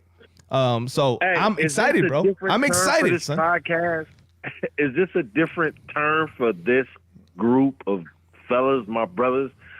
Are we finally like turning the corner and like, okay, we're gonna because I know I've been a bad man. I've been talking shit. I was the first person to talk shit about Carr. You know what I'm saying? I talked shit about Carr way before we was talking shit about Carr. You know what I'm saying? So is this us turning the corner on because we've turned the corner on this dude a couple times. Yeah, I think this as a whole, this podcast has turned the corner on this guy a couple times. We've said okay. Yeah. Mm-hmm. Yeah, we have. We're one of the few voices out there that hold him accountable. We are full Carr because people don't even listen to us because we like car bashers, which is some gay ass shit. But anyway, we're not though. We hold him accountable, right? Like We recognize when he's on the upswing, and we call We're it out not when he's on the bashers. downswing. We exactly. We're realists. What Kenny Realists. said. We're What Kenny realists, said son. right there. What Kenny said. I don't even got to repeat it. So the thing is we turned the corner. Yes, we have. Me personally, Kane, I done turned the corner. If Carr can't win with this group of people, with McDaniels, and if McDaniels can't produce an offense that can score in the red zone with this group of people, if Carr can't execute the offense that can score in the red zone, because that's been our problem right there. We can move the ball between the 20 with anybody, JDR, Gruden, whoever. Can we score in the red zone? That's going to be McDaniels' biggest feat right there. And I agree. Can we do that? I agree. And I don't think Devontae Adams makes our red zone production any better. From 20 yards and in, I don't know what's Devontae Adams is going to solve all those problems by himself. That being said, but Carr right. My point is, bro. Yeah. Let me finish. Give me just Do it. 2 more seconds. Got it. What I'm saying is that Carr is a 20-20 quarterback. Can we get him to be a 100-100 quarterback where he could go from this to that? Whether it's Devontae Adams, is Devontae Adams going to be the answer to get us to the red zone issues, or is McDaniels and Carr? That's my only question. That's my thing. To me, it's got to be up to McDaniels to look at what it is that's giving Carr pause in these situations and scheme around the weakness and playing to the strengths. Like, all of this looks great on paper, but at the end of the day, McDaniels has to get these guys to play together. Absolutely. You know what I'm saying? Absolutely. So I love the question that you posed there, Kane, because I think that's really what it comes down to. All this looks exciting, but we can't win games in fucking March, right? And September's a long ass time away. Yeah. And there's still plenty of holes on this roster. That wide receiver core goes off a cliff after Renfro. We still have no right tackle with Khalil Mack now back in the division, right? And KC showing that their pass rush came back to life at the end of last season out of fucking nowhere, right? So we're a long ways away still at this point. But is it exciting? Yes. There's still a lot of holes on this roster. Yeah, I mean, important positions that need to be filled. Right tackle is a major one. Dubs was talking about it in the chat. He said, we need to get Carr help on the O line. Yes. Or else the trade might not matter. That's true. true. That's true. But I will say this: when you have a Renfro and a Devontae Adams that are fucking route runners, I think the ball will get out quicker when you have two receivers of that caliber with their route running skills, right? Where Brian Edwards needs to catch up. He needs to learn from these motherfuckers. He needs to see what they're doing and what he's not doing to get himself in those positions as well. So we'll see, man. We'll see. Obviously, we need to fill that right tackle position. We need somebody that's going to be able to hold his own, give us a little bit of time on that side. But I like where we're at, though. To speak to the people that think that maybe we're giving Carr excuses again. No, this is legit. No excuses. This is legit. The offensive line sucks right now. Yeah. You know what I'm saying? Like, other than the left side of the line, we pretty much, and the center, and me personally, I'm questionable about the center too. But anyway, we suck from the left side to the right. There's no right. We need a right guard and a right tackle. We cannot function well without that. Carr will not function well without that. No quarterback will function well without that. So, yes, the offensive line has to be rebuilt, or at least the right side. Yeah. If you're going to move Leatherwood to the left side, which there's been speculation that might happen, then, then so be it. Then you need to redo the right side. Hey, or so we will not make the playoffs. We still have Denzel Good in the contract, right? Denzel Good's there. So Denzel Good comes He was back. just hurt. That's all. Right? Yeah. No, I know. We remember that shit hurt when he fucking went down, right? Yeah. But But he's with off with injured. Denzel He- with Denzel. he- Yeah, but with Denzel Good, coming off an injury, He's a rotational don't guy. And then we don't signed don't both forget guards. don't forget that when Trent Brown was down, we saw Good at right tackle a few times, a few games. Yeah, man. yeah. So it's very, very possible because they're not going to move Leatherwood back out to tackle. That's a done deal. Oh, yeah. Leatherwood's going to stay inside. He's going to stay at a guard position. I don't think he's going to be moved to the left. I think they love what fucking Simpson brought to the table, man. Simpson rated out as a pretty fucking good guard, man. Samson Simpson. No, he rated out well, man. PFF had him rated up there, bro. Yeah. So I don't think Simpson's going anywhere. Yeah, he settled in. I think he settled in at that left guard. So it really comes down to Leatherwood feeling like solidifying his position at right guard. Mm-hmm. And then Well, I hope then so. whether or not Good I hope so. they feel like Good can hold up that right side. Because the other option that we have right now is re-signing And I Brandon just Parker. feel like when you had a Trevor Penny coming out, the Trent Brown 2.0 Brown, yeah. coming out of college right now, and you decided to trade off your two picks to go with Devontae Adams, you really didn't care too much about that right side in the draft. You know what I'm saying? So, or you feel like there's guys that'll be there later. They signed Bars. He's a guard. He's a right guard. This is why we're talking about moving Leatherwood to the left side, because they signed Bars. Bars is a right guard. He can compete for that side of the line for a starting job. My whole point is that the right side is wide open. I think they're going to address that in the draft. That's just what I think. If they haven't addressed it already in the second tier part of free agency, which they signed Bars from Atlanta, Chicago. Chicago. Yeah, that's the assistant GM's connection to Chicago. I'm sorry, I messed that up. But anyway, yeah, they signed him. So he's going to compete for a right guard position. Whether they draft a right guard, but Leatherwood is going to the left side. Trust me. Mark, let's document this podcast right now. Leatherwood is going to the left side. Bars will compete for a right guard position, which he won't get because they will draft somebody, and they're going to draft the right tackle. Now, you had an opportunity to draft Trevor Penny, who will probably go in the first round. You traded off those picks. So now we have to look in the third round and say, our third round pick should be a lineman, either a right guard, a right tackle, or a defensive tackle. How do you not agree with me on that? You know what I'm saying? Like, we've already covered the basis. No one's disagreeing with you. As far as Nobody disagreed. And I hate to be the one to break up a good time, but we are 90 minutes into the segment. We desperately need a break. Yeah. But I really think we covered that well. We're going to talk a little bit about the AFC West landscape when we come back.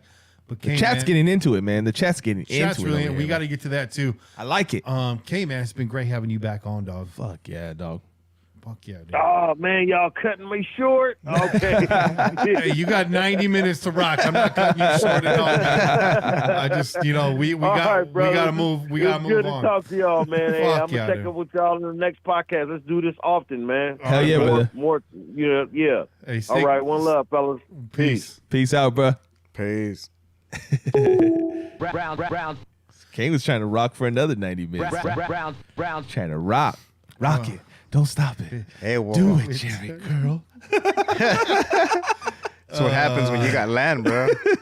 Shit, dude, you awake all the time. Yeah. Hey. I love to see that. Yeah, we're going to take a break, guys. We will see you Yeah. on the other side. Oh yeah. We'll chew. Peace.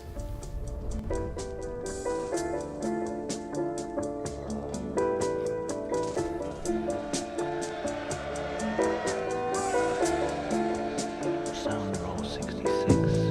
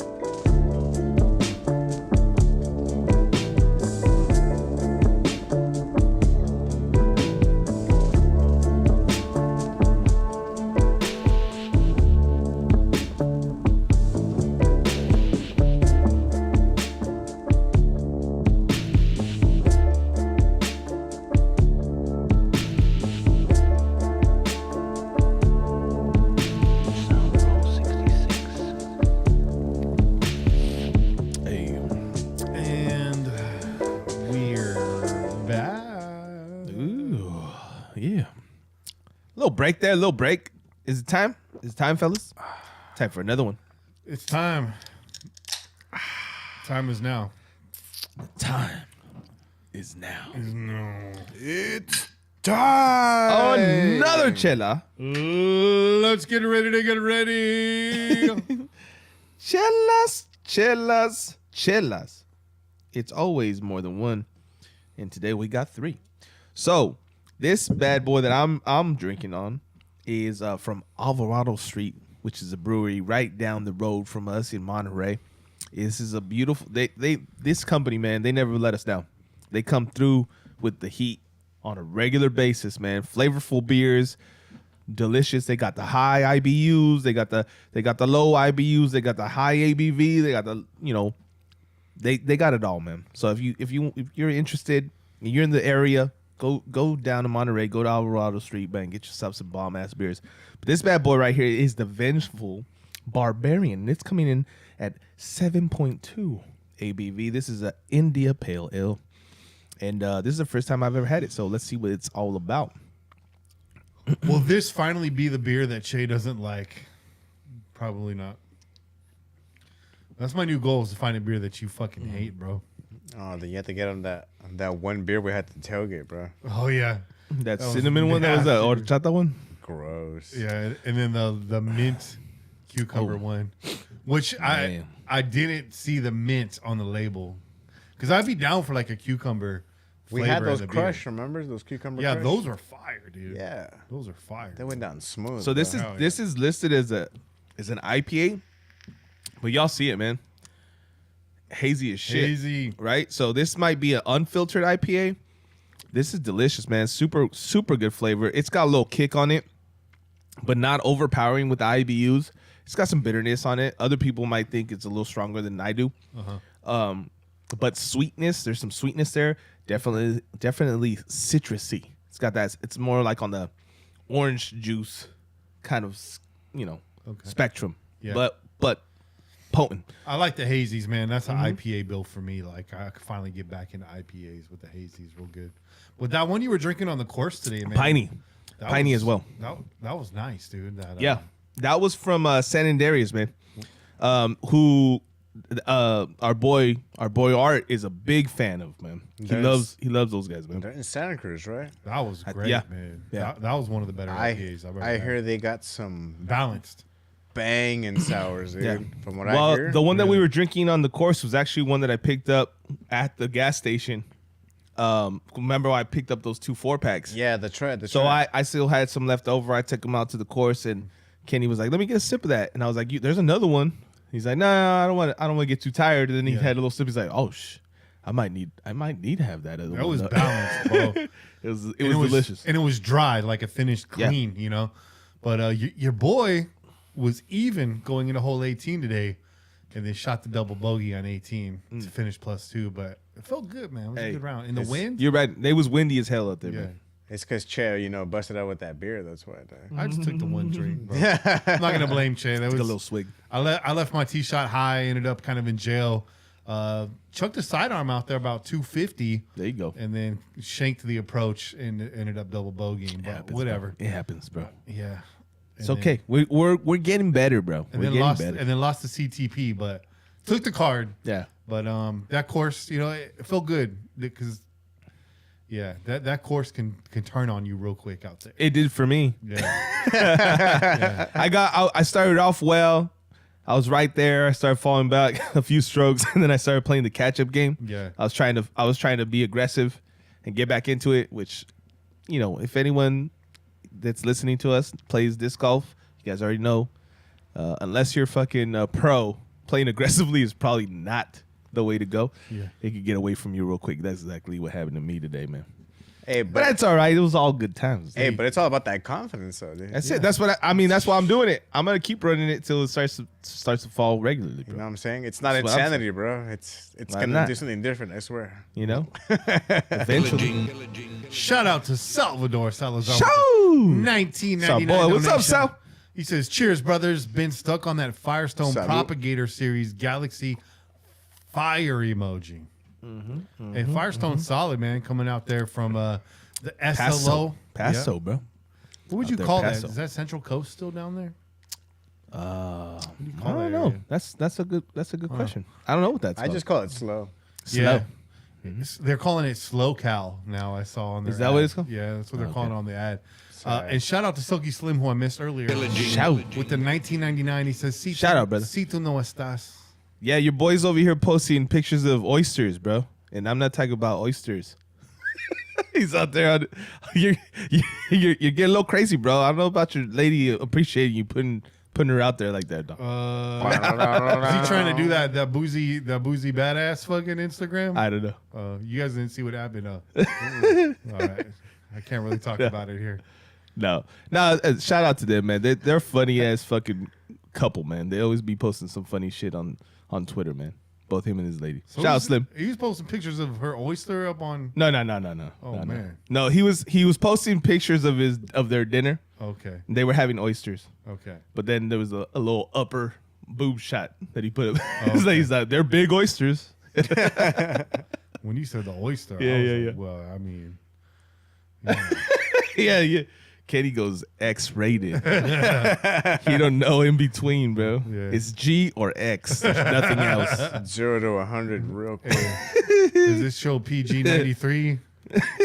Well, I think we're past the 15 minutes, so it's cool. Hey. bro. Yeah, We broke that rule right off the back. So Boozy, who was a rapper from like I believe like the Louisiana area, was on IG looking at women's genitals with a magnifying glass along with his 15-year-old son. Oh man, And he was like, "Look at that right there, son. See." Yeah, it was kind of weird, bro. it's kind of weird, bro. Yeah, it's kind of weird. You're a weirdo, dog. Very much a weirdo. Yeah. Yeah, I don't think I'd be able to do that with my dad. Nah, dude. Like, I mean, I love my dad. We had our beef. That's one thing I enjoy, but I would not be able to be cool with my dad and like, this is what we're going to, you know what? We're going to forget the bullshit and we're going to bond. Bro, that's Yeah. not. Nah. When you hell see no. your dad coming out the back room with a magnifying glass, bro, you're out, bro. Because that ain't gonna lead to anything good. Unless he has a bong, then maybe the magnifying glass would help.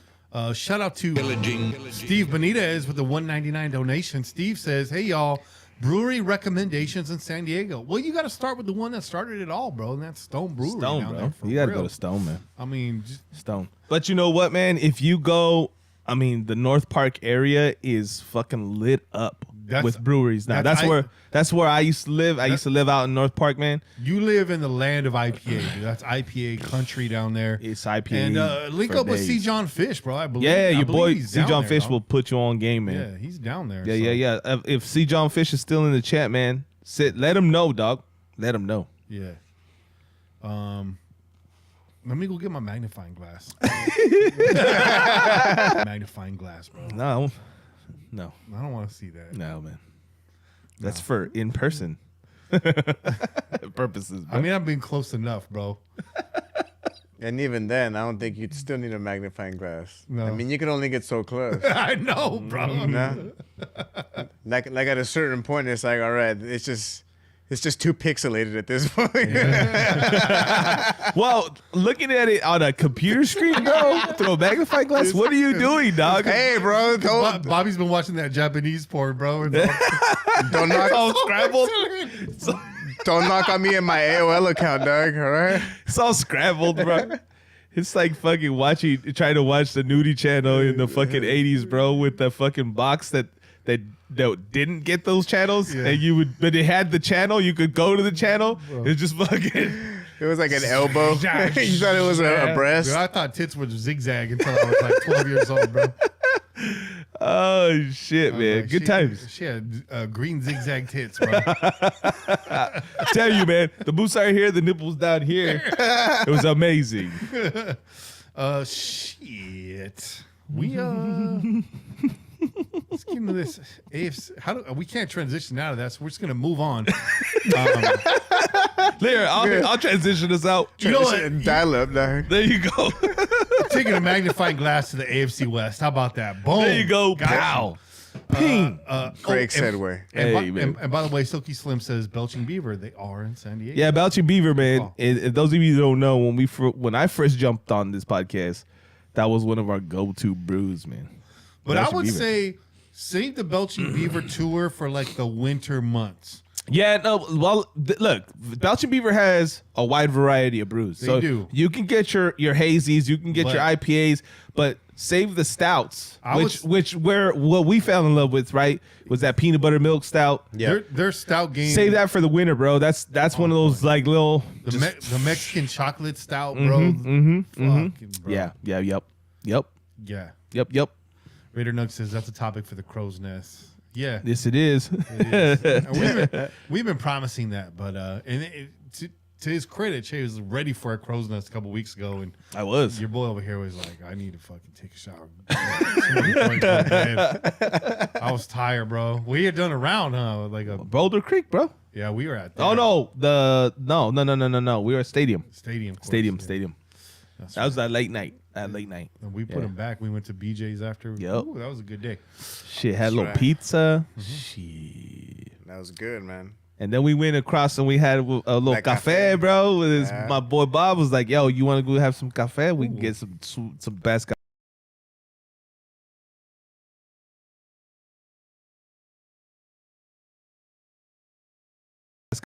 Bro, you want a good hamburger coming back from fucking Santa Cruz? From a gas station. Bobby got you, dog. Gas station. Hey, bro, I used to weigh 245 pounds for a reason, dog. Trust me, dude. I know all the spots, dude. I just have to stay away from those spots. Yeah. you know what I'm saying? I currently weigh 240 pounds. Hey, man. So yeah, man, I'm fucking blowing up over here. I got a little weight. I put a little weight. The It's that recently. winter weight, bro. You know? the AFC West has put on some weight. Yeah, it has. The Chargers in particular Nice segue, bro. added some good. You know, I got some experience. With Yeah, them. bro. Nice segue, dog. I wrangle you bastards back in all the time. Bro, I'm fucking shrinking over here. I got this damn chair that just wants to Well, it is keep cold. sloping, bro. You got the window open. Never that. We're not son. gonna- we're Never not that. gonna I'm judge talking you. about this fucking chair that always wants to fucking go down to the ground.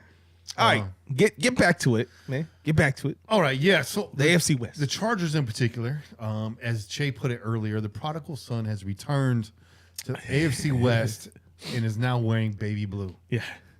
Yeah, man. Khalil Mack is now a Charger. Yeah, man. I was very content with having that hat that I got a long time ago, because I remember at Lids at one point they had a thing where you can get the player's number Yeah. and their autograph on the side, and I was like, oh, I want my boy. Yeah. Want that 5'2" on the side and all that.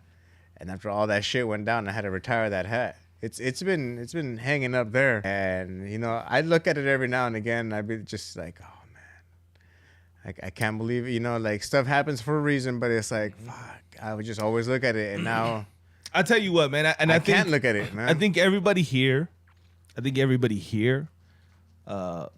was like, maybe he'll come back. Maybe he'll come back. And I think there was a lot of people on Raider Twitter, bro, saying the same shit. Yeah, come on, Khalil, come back. Well, we're gonna bring him back. Let's trade for him. Let's trade back. Let's trade to get him back. That kind of shit, right?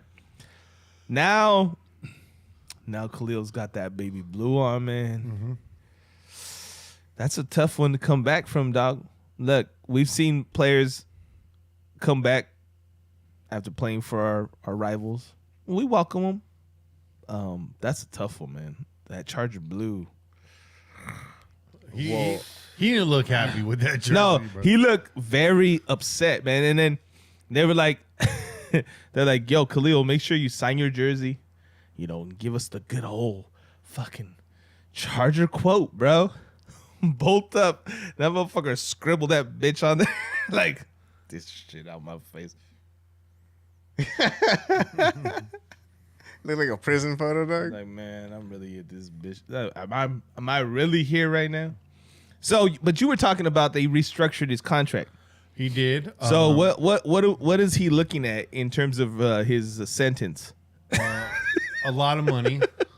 What is the sentence looking at, bro? Let me pull it up here. I do know they saved $9 million, but he's looking at a 6-year, 140. 6 year. Yeah. Damn. So it's a wrap for you, Khalil. Oh no, That wait, is- no. That's old news, dog. Old news. My bad. That was Chicago, right? Never click on the first link in Google. There's that picture again. Let's see. Restructured, converted $13.5 million of Mac 22 selling, opening $9 million in cap space that gives the Chargers roughly. All right, so he converted his salary to a signing bonus. All right. Okay, but did they add any extra years to his contract? Because he still had a couple years left with Chicago, right? Or a few years left. He did, because it was 6 years in Chicago. He spent 3 years there. Yeah. So I think he's still under a 3-year contract. But So they probably didn't add any time, but right? $13.5 million was converted into a signing bonus. So he still has he has a 3-year contract essentially. That's what it looks like. Yeah, Okay. that's what it looks like. Is there any opt out restructured? You know what I mean? I don't. And what's the guarantee money looking like? Let me find out, because these articles aren't really telling us much. No. Mac 30 is former Sorry to first put you on round the pick of the spot like that. No, it's all good. Just questions that are popping in my head. Mac played out the final year of his 4-year, $18.6 million deal, and the Raiders picked up his 5th-year option. Raiders later traded Mac to the Bears. 21. No, I don't know. Yeah. I don't know. Does it really matter though? He's got on the baby blue. He's at least there for this next season, probably the next 2 to 3. Yeah, Dude, man. Mac looked like he's trying to smile like when somebody farts, and he's trying to not break character. That's what that looks like, bro. He's just like, yeah. Now Mac does not look happy. No, he does not. I don't care what anybody says. And Khalil might be like, I'm sure he's seen it all over, and he's probably just like, people are just reading into it way too much. But let's be real. Drafted a Raider, spent 5 years with us, Yeah, remaining 3 years. hated the Chargers, I'm sure of it, right? And then he got traded, went to the Bears, but he didn't have to face AFC West teams anymore, right? Yeah, it says right here, Chargers taking on all of Mac's contract, 3 years, $63.9 million, and then $13.5 million converted to signing bonus. That's a major signing. So they bonus. still just gave him his money. It's just in a different way. Yeah. Which whatever, that's cool. But bottom line is, man, your boy's a Charger. How do we feel about that? I mean, the obvious. I mean, I don't like it, especially kinda compared with gross. Bosa, but It's gross. here's and then J.C. Jackson signs over there too in L.A. Mm-hmm. All I'm praying for right now is that Charger mojo continues to pay dividends, because it seems every year Mojo Rider. it seems every year somebody goes down week 1 for the Chargers, Yeah, and they're yeah, out for the yeah. season. Yeah. Yep. You know what I'm saying? It just seems that way. And every year, these guys start to fall apart. Wheels start coming off the wagon, and all that momentum leads to absolutely nothing. It's either Gotta get that mojo rising, bro. Listen, fuck the Chargers, okay? That's all we gotta say about them right now. They're gonna shoot themselves in the foot. They always find a way. It doesn't matter how many fucking star caliber players they have on their team. They always figure out a way to eat shit in the end. I don't think that changes. And I think we've gotten better. The whole AFC West is coming better. Look at the Chargers were supposed to be the team that won the West last season. I mean, he missed half the season last year, right? He was injured too. And I yeah. don't think he recorded double-digit sacks the entire time he was there. Did he? With the Bears. Yeah. I think maybe the first year that Maybe he was the there. first year, and that was only because he had like 5 in the first game he fucking played. Yeah. Right? Against the Packers, right? I think so. Yeah. Um, See, Mac 31 appeared in 53 games, 52 starts over 4 seasons with the Bears, registering 163 tackles and 36 sacks. So 36 sacks time divided by 4, that's averaging maybe 9 a season. Pretty solid, but not the Khalil Mack that we thought he was going to be, that he flashed when we first seen him. So, I mean, I feel like his reputation outweighs his production at this point, and that's not to say he's a terrible player. oh no, Mac's a beast, man. He's a Let's beast, be dog. real. He's a beast, and, and now, especially paired with a guy like Bosa, if he stays healthy. If they both stay healthy, yeah, it's not a good thing. We don't like to see that. We got, again, no right side of our line. Yeah, I don't like this move, dog. I don't like this move. Yeah, I don't like it at all. I don't like it. Nobody likes this move. if he was coming back to the AFC West, you know, I think most Raider fans would have been like, I hope that means he's in silver and black. But it is what it is, man. It's going to be ugly seeing him 2 times a year now for the next 3 years, right?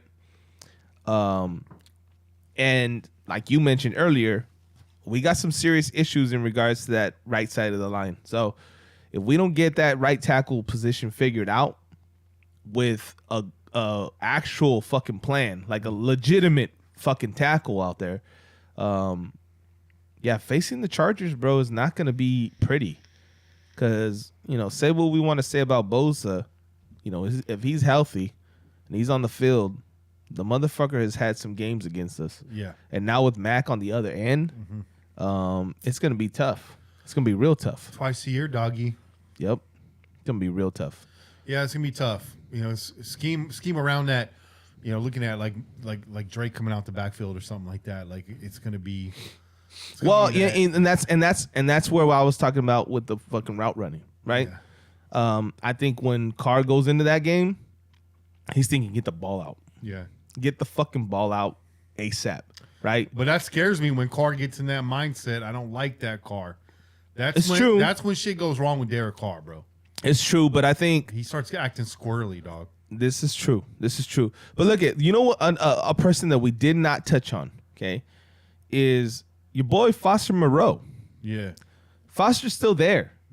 And like I mentioned last season, I legitimately believe that Foster Moreau could be a fucking Pro Bowl tight end if there's no Darren Waller in front of him. Okay? He has a well-rounded skill set. Does he have the athletic abilities of a Darren Waller? Absolutely not, right? He doesn't have the speed. So we're not going to see that from him. But the motherfucker has sure hands. He can get loose, right? He blocks. He does it all. He plays every facet of the game, and he plays it well. So when you put him out there in a double tight end set, and you got Adams out there, you got a Jacobs, or you got you got Renfro. Like, I like what we can do, even if we don't have that right side completely solidified. You put Foster over there, let him help, and then fucking leak out. Yeah. Right? Because no one is gonna be thinking about that motherfucker. Yeah. Nobody is gonna be thinking about Foster Moreau when you got Devontae Adams, Darren Waller, Hunter Renfro, Josh Jacobs, and maybe Drake. You know, like, no one's gonna be thinking about that dude. He's the last person on people's minds, and we already know he can produce for us. So I like what we can do. Hopefully, you know, this regime will take that into account. The production that we did get from Foster Moreau when we did run double tight end sets and that kind of stuff. Yeah. Obviously, that was more of a Gruden thing. The scheme is going to look a little bit different this year, but I really, really hope they take that into account and say, look, we know this guy can get loose, he gets forgotten, and he can hurt people big if we use him the right way. You know that meme where it's a drawing, but it's like a dude hanging out at a party by himself, and like everyone else is like partying around him, like making out and like having a good time, and he's sitting there and he's like, nobody even knows I'm a Pro Bowl tight end. It's like Foster Moreau, dude. And that's him. The chat right now going crazy. I seem to be kind of in agreement here. Mac and Nosa are both injury prone. The Good Doc, shout out Good Doc.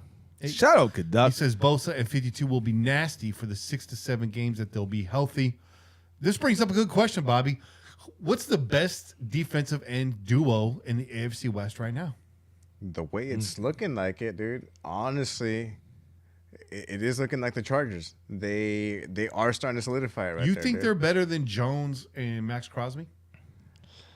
I mean, I'm talking about other teams that we had to face. Yeah, but let's include us into that question. AFC West, who has the best defensive end duo? Yeah. AFC West. Raiders included. Who do you think? Oh, we do, of course. You think man. so? I We think so, we too. do because not only has there been a consistency there as far as like, hey, look, there's a player here that, yeah, he has been injured before, but he actually stuck it out there. Remember, Crosby was out there with the club on his hand. Yes, he was. For half of the year, man. But he was out there making it happen, dude. Bosa may have had some other injury as well, but he stayed off that field.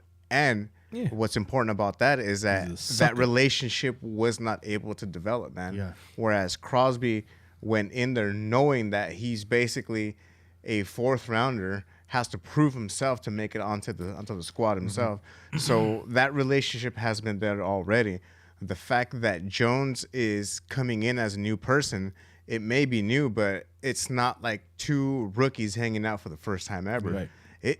I mean, dude, Crosby is a vet now, dude. He's a solidified vet, is. and he's getting paid like a vet, dude. So, Yes. so if anything, it's definitely we have it on that end right there. What we have to worry about, like Kenny said, is just making sure that right side is cool. It's gonna be a lot to try to put on Foster Moreau's shoulders to be like, hey, bro, we need you to help X person right here at the right tackle and try to block. What the good thing that we do have is that we have, what's his name, Jack Johnson or whatever, the fullback that we just recently got, because that was one of the things that was scaring me, is that with Ingold being gone, it's like we no longer have that blocker right there, that tip of the spear, what they call him all the time. But with the new fullback that they got brought in, they were saying that something Jacob with like Johnson. 20%, Jacob Johnson, 20% of the plays actually involve the fullback. Okay. So if anything, is that we, like I said, have that consistency because we're one of the few teams that actually still has a fullback. We have those blockers right there, so we'll be able to have something there while we solidify that right side. But when it comes down to the defense, it's definitely on us right there, dude. We got that on lock. I think what separates Max Crosby, and you already said it is his tenacity and determination to get to the quarterback by any means. Sorry, Khalil Mack. Yeah, that was yours, but now it's his. Yeah. Because I don't see that tenacity around the league. Max Crosby has an old school approach. I don't know what he's doing with his $98.98 million, but I think he's just getting better as a Getting defensive end. fresh kicks in another fucking bright orange fucking Lambo, bro, or something, dog. But listen, it doesn't fucking matter what Max Crosby does with his cash as long as he continues to be the Max Crosby that we know and love. And that is a motherfucker that doesn't stop. He's got a motor that never ends, bro. He's after the quarterback 24/7. In his motherfucking dreams, this guy's chasing down the quarterback, okay? And Good doc, though, he says Chargers probably a bit ahead of us, but I bet they don't get anywhere close to 17 games. And that's what I'm saying. The best duo through 17 games, not on paper, not This week is true. one, Jones and Max Crosby. I will say this. I think the only reason why they might be better is because of the interior line. Okay? So when you have a full defensive line, then those motherfuckers on the outsides can eat, right? Now, if with the Raiders being in the position that they're in right now, with a kind of a, I don't know who's gonna be inside. I don't know who's the guy in there, right? We don't really feel like we have our guy inside, right? With that kind of situation, it really puts more pressure on the outside guys. There's a lot of pressure, and there's gonna be a lot of attention if that middle of the fucking defensive line doesn't get solidified and we don't get our number one guy in there, right? So I think that's the advantage that Mac and Bosa have, is that their interior defensive line is there, right? They brought back guys that they know they can fucking count on. That's a good point. And so they're going to have a little bit more wiggle room. They're going to have a little more opportunity in terms of going one-on-one with tackles, right? So they're going to eat. They're going to have their opportunities to eat. But fuck that if I think that they're going to have a bigger production than fucking Max Crosby and Chandler Jones, because these motherfuckers want to eat too, bro, and they're going to do it however they have to, okay? We already saw Max Crosby. I don't care. Look, we've looked at his frame since he came out of college. He's put on mass, but he's still a lanky dude. He never looks fucking rippling or anything like that. No. But, bro, does he run down tackles left and right all the fucking time? Yeah. And that's a mindset, dog. When you have a mindset that's like, well, if you're going to fucking meet me out here, then I'm just going to run through you, dog. I don't care where you are. I don't care what kind of fucking positioning you have on me or how you're trying to block me. right? If you're gonna meet me out here with some speed, you're gonna get in front of me. Well, guess what? I'm not gonna give you finesse moves no more. Meet me I'm just gonna get in outside, your how about fucking that? face. I'm gonna get in your face. So look, but I think this is interesting, bro. So there's a story out right now talking about why Chandler Jones chose to come to Vegas. There's a story of a lovely lady.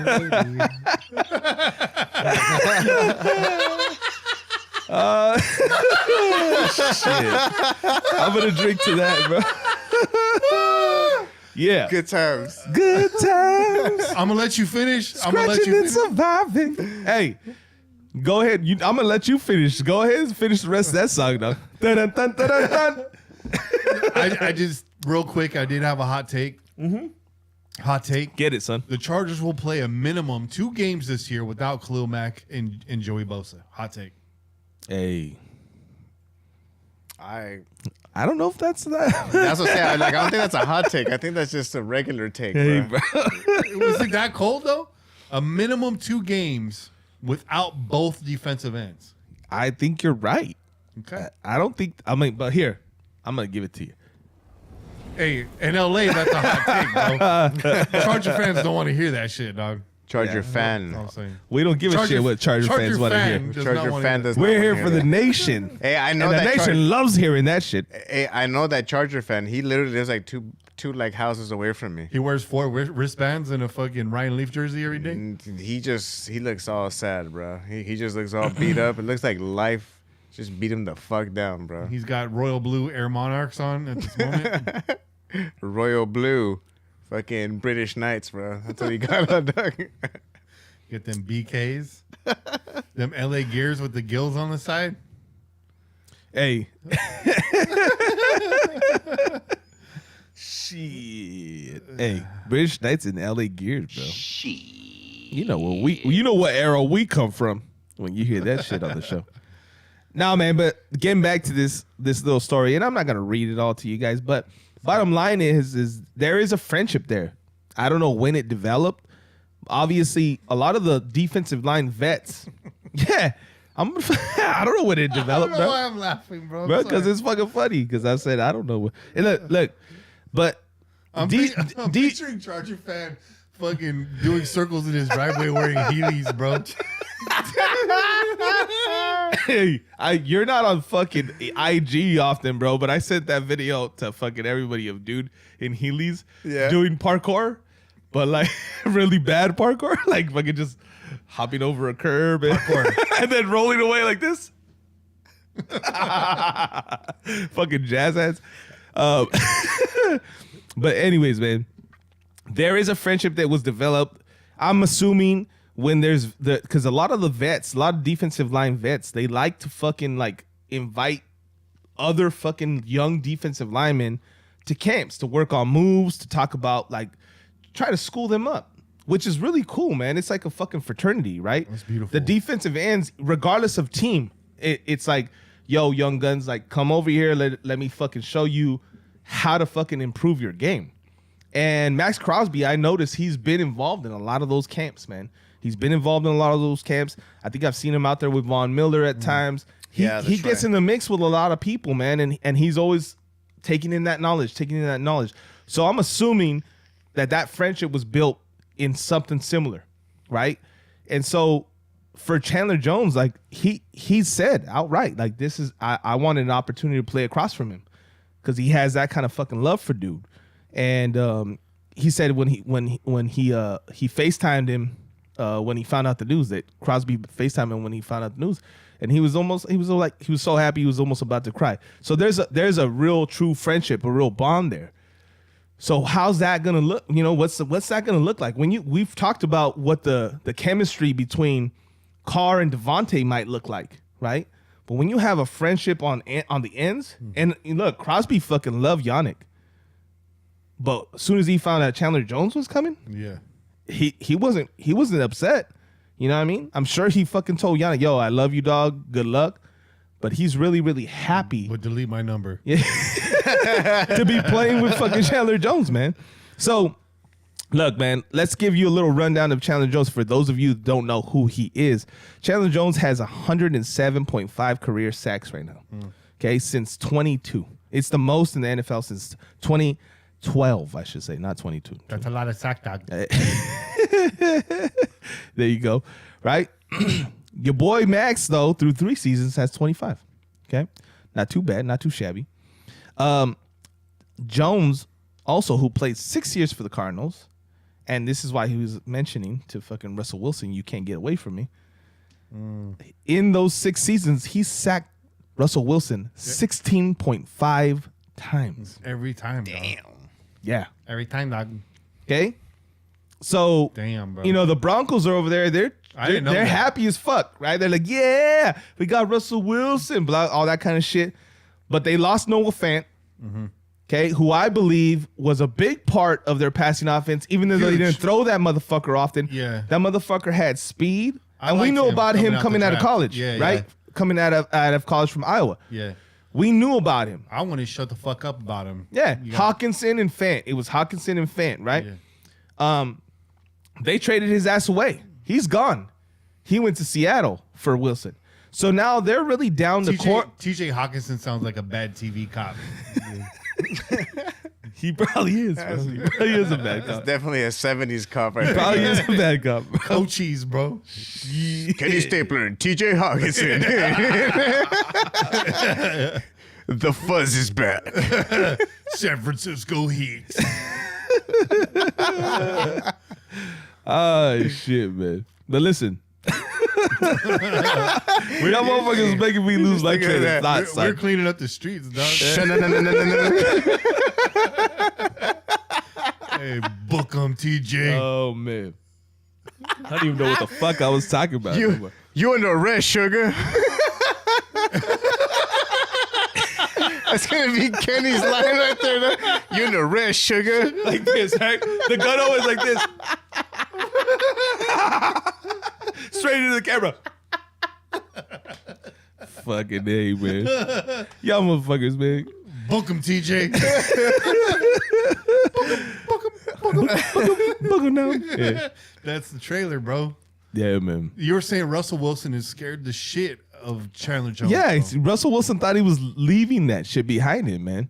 Shook. And now he realizes, oh, this motherfucker followed me. So besides the fact that Ciara is a huge Broncos fan now, let's talk about this trade because everyone was like up in arms about this trade, and I was like, bro, the Broncos got fleeced, bro. Russell Wilson's got mileage on him, dog.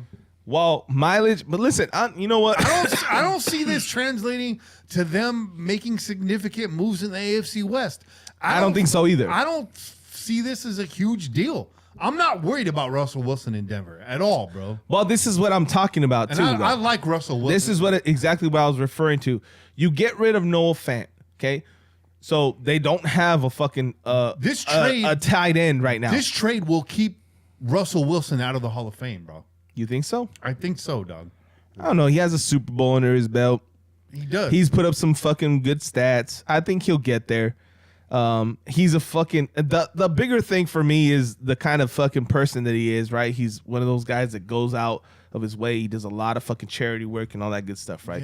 So that's what I'm gonna say. They all Yeah, do, listen, bro. he's a Broncos fan. I know we're gonna hate on him now from this point forward, but you know, I think he's gonna make it. I don't think there's gonna be any chance that he doesn't. I think make it. his career ends on a stinker, bro. I think it will. Yeah. I think it will. I think this is not going to turn out well for him because the Broncos gave up everything that they could for him. And meanwhile, the Chargers, the Chiefs, and the Raiders have all improved. Yeah. Right?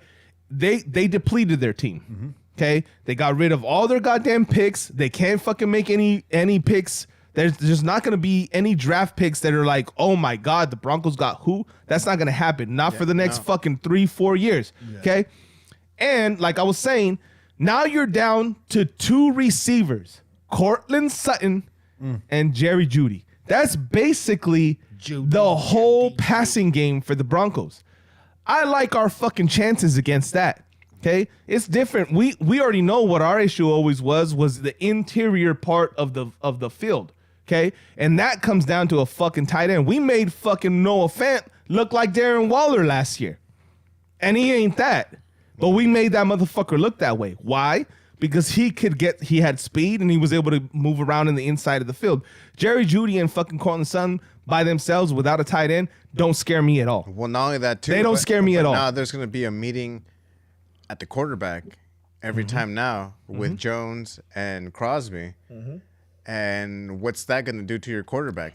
It's not going to do anything. And now all of a sudden, those two wide receivers aren't going to have nobody throwing to them. Well, so here's one thing, right?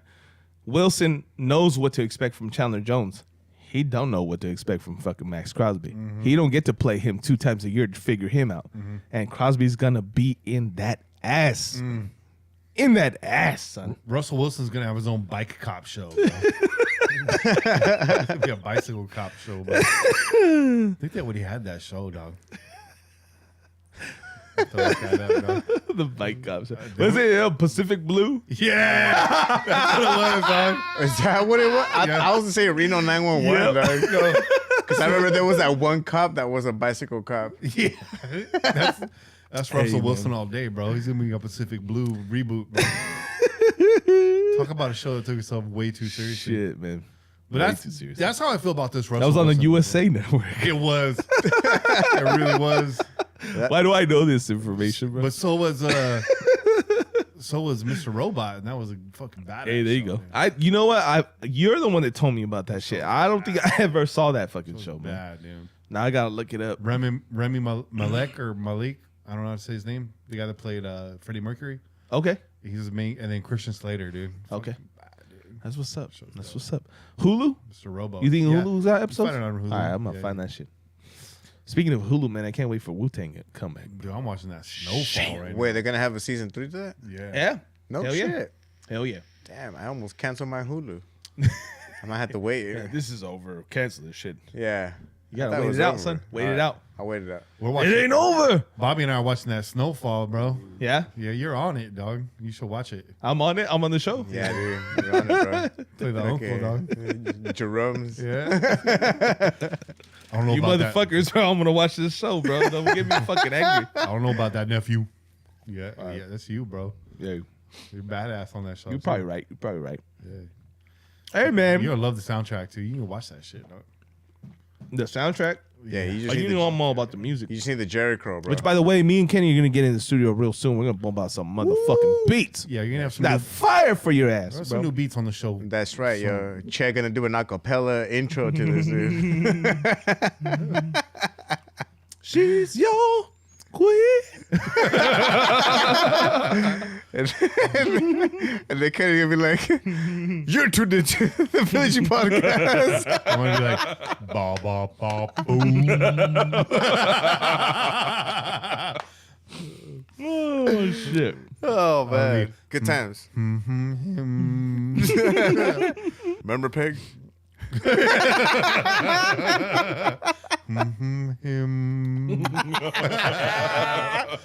Fucking A, dog. So we've covered and then the Chargers at JC Jackson, which yeah, dude. Fuck yeah, bro. Yeah. I still got mine right here. You want to split this one? Kenny? Yeah. All right, let's do I'll it. just I'm pass gonna my get. glass over there. Oh no, I'll just wait. Yeah. Pour. JC Jackson on the Chargers as well. It's a big move right here. Secondary over there. Much increased, much improved. I know. I think it would be more stressful to us if we didn't have this latest move that, with Adams, man. Because there was that big question of, it's like, what the hell are we going to do for number one? Like, we were going to have to wait till 22 to try to get a number one wide receiver. Yeah. And that was the worrisome part, man. There are a lot of wide receivers in this draft class, but at the same time, how long is Zach going to take? How long did it take for Ruggs to finally start hitting his stride, with Carr? And I mean, shit, dude, Chess said it the best, bro. Our first and second fucking picks right there. We just made it, and this guy's seasoned and broken in, and it's good to go. Yeah. So I'm cool with it. It's hell yeah, dude. We're all cool with that fucking first and second pick right there, man. So I think it would have been that much more stressful with the Chargers making that move that they did if we didn't have that number 1 pick at all. Right. Mm-hmm. That's good. That's good. I like that. Smart play. Yeah. But worry not. Even though J.C. Jackson's off the board, Stephen Gilmore is still in the mix. He is. And apparently, he is. Depending on what you put in the search field, everybody's a front runner apparently to land Stephen Gilmore right now. But the Raiders are apparently going hard. Hey, I still got my toothpick, bro. All right. But listen, and the reason why a lot of Get your people ass on a plane right now. you gotta remember the reason why the Raiders are considered the front runner. A lot of people are saying that they're the front runner, but why? Gilmore was a Patriot. The familiarity with this regime, Yes. with the coach and Right. the GM, is there. He knows what to expect from them, and so that's what makes them the front runner. And it really does. It seems like a slam dunk, right? With all that. Yeah. Is Casey still under contract? Casey, Hayward. no, Hayward signed. So Hayward's I think he's with Carolina. he went to no, I got it right here. Casey Hayward went to Atlanta. I missed that. Atlanta. Okay. Yeah. He went to Atlanta for 2 years, 11,000. That sucks. For 11 million, 11,000. Right. 11,000 in a washing machine. He's all, hey, I know we really need our washing machine. It's really important, but I saw the chance and I couldn't pass it up. That's Wheel of Fortune prize money right there. dog. Say hello to your new teammate, Ed Monix. Come on, everybody. Woo! Yeah. Grand prize is a barely used vehicle. It's new to you. Yeah, we do need to land Gilmore, especially with Juju Smith-Schuster signing to Kansas City. I'll say, hot take. Queued up. Juju Smith-Schuster ain't shit, bro. Damn, dude. He- You choked on that Hey, one. Juju Smith-Schuster ain't shit. Now, hey, this is that COVID cough, man. It still got me, bro. It still got me. I'm over here still coughing up, even though I'm fucking negative. Yeah, I'm no, negative. homie. You've been negative for over a month now. Yeah, Yeah, bro. bro. You're But the fucking- cough is lingering, bro. Hey, coughs be doing that though. No? You're negative, It's a bro. son of a bitch, bro. It's a son of a bitch. You need to be cooler, bro. You used to be cool. Now you're all negative, bro. You're way cooler when you're positive, man. Listen. Hey. No, but listen. Juju Smith-Schuster ain't shit, bro. I think what was proven of him is that he is far from a number one, right? He needs a supporting cast to thrive. Soon as the fucking target was on him, He's got that in spades over there. Thank though. you. he does, but I don't think he's as big of a threat as people perceived him to be, is what I'm saying. And if you have two solid corners, I don't think he's going to be an issue, bro. That's cap. I don't think he's going to be a fucking issue. That's cap.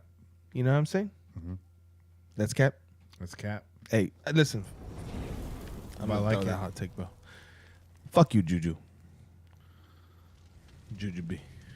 Can't get you. Fuck Juju B's too, man. They get stuck in your teeth. That shit sucks, son. I never did them. Fuck that. Yeah, I don't like Juju Bees. Nah, Bro, they dude. were hard as shit. They were gummy candies, but they were hard as fucking shit. Bro, that was like a McStruggle gummy, bro. Straight. The only time I ever saw that was. Hey, bro, look, I might not.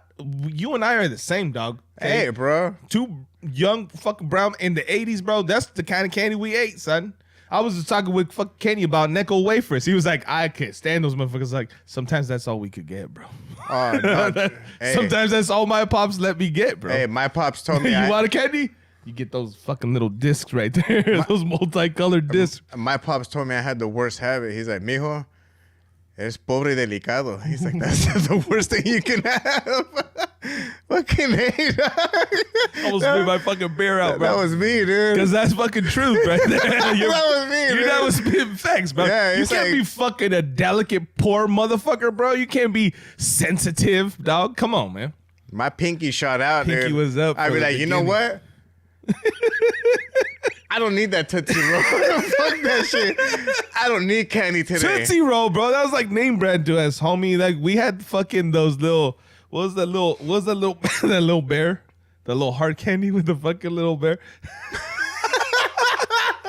Bro, this is Mexican candy, bro. Y'all know they were in your piñatas, dog. That boo lubu or what? No, bro. It was like fucking. What the fuck was it called? It was like a little. It looked like a little Teddy Ruxpin dude. It was just the head, Yeah, and then the but red. it was like- it was the like red. It caramel, was white. dude. It was Yeah. white, and then red on the Like outside. red on the thing, yeah. Right. Boobaloo, I think that's what. Was or- it Booba? Nah, I don't know I what don't it was even know called. what the hell it was. But yeah, y'all know. Hey, and no, then you dude, had the fucking strawberry Hey, no, candies, bro, dude, hey, the hold one. on. Yeah, dude. No, Those hey, are fire, dude. They are good. Hey, Nah, those are above. Those are above Tootsie Rolls. those. bro. Hey, what about I mean, that flavor was fucking popping, bro. That's I'm what not saying, complaining. dude. No, hell no, dude. But Those are Tootsie bad. Roll was more expensive, is what I'm saying. Dude, we used to get the That's why you didn't get them. just the orange and brown. I just never Just got it. saying, remember? dog. We used to get the toffees that were like in the orange wrapper or the brown wrapper. They were like peanut butter. Yeah. Like, what's the name of those I things? don't even know, bro. I don't even know, dog. bro. Or fucking sixlets when you couldn't afford M&Ms, bro. You got sixlets, bro. You know, we fucking don't laugh, motherfucker. I ate a lot of sixlets in my lifetime, dog. We had 5 of That's them, why. bro. That's why Che got that sixth toe going. Just do this on the side. Tommies, there you go, bro. Hey, Tommies, hey. hey, Bugsy Shout Raider, out, thank you. hey, Bugsy knew what we were talking about. Hey, shit, Fuck Tommies, yeah, thank dog. you, Bro, thank you. Tommies. You know Tommies what are the shit. you know what you Those are- don't see no more, bro? Are the Jolly Rancher sticks, bro. Do you remember the Jolly Rancher stick? I do. I think because kids used Oh yeah, the thin They one. would get stuck. They would get stuck, homie. They would, Nah, you, dude. You put used them like to, this. You used to cut and they your got fucking stuck. lip The and shit, roof dude. of your fucking mouth. They would get stuck at the top. you Bro. suck them down and fucking shank your siblings. They were bad. They were like a fucking prison ship, used bro. to eat them racist ass cherry clans, bro. Why they have chinito cherries on there, bro? On the cover, bro. Fucking real cheesy. Fucking toast, bro. chinito cherries, with the bro. buck teeth and everything. Hey, that's why you like had. Jerry Lewis on the fucking. That's why you had to have the That's Duvalin, what's dog. The Duvalin with the little plastic spoon. Yeah. I used to dish that shit, dude. Shit, I was just with the regular finger, dog. Hey, man. I like the pelon.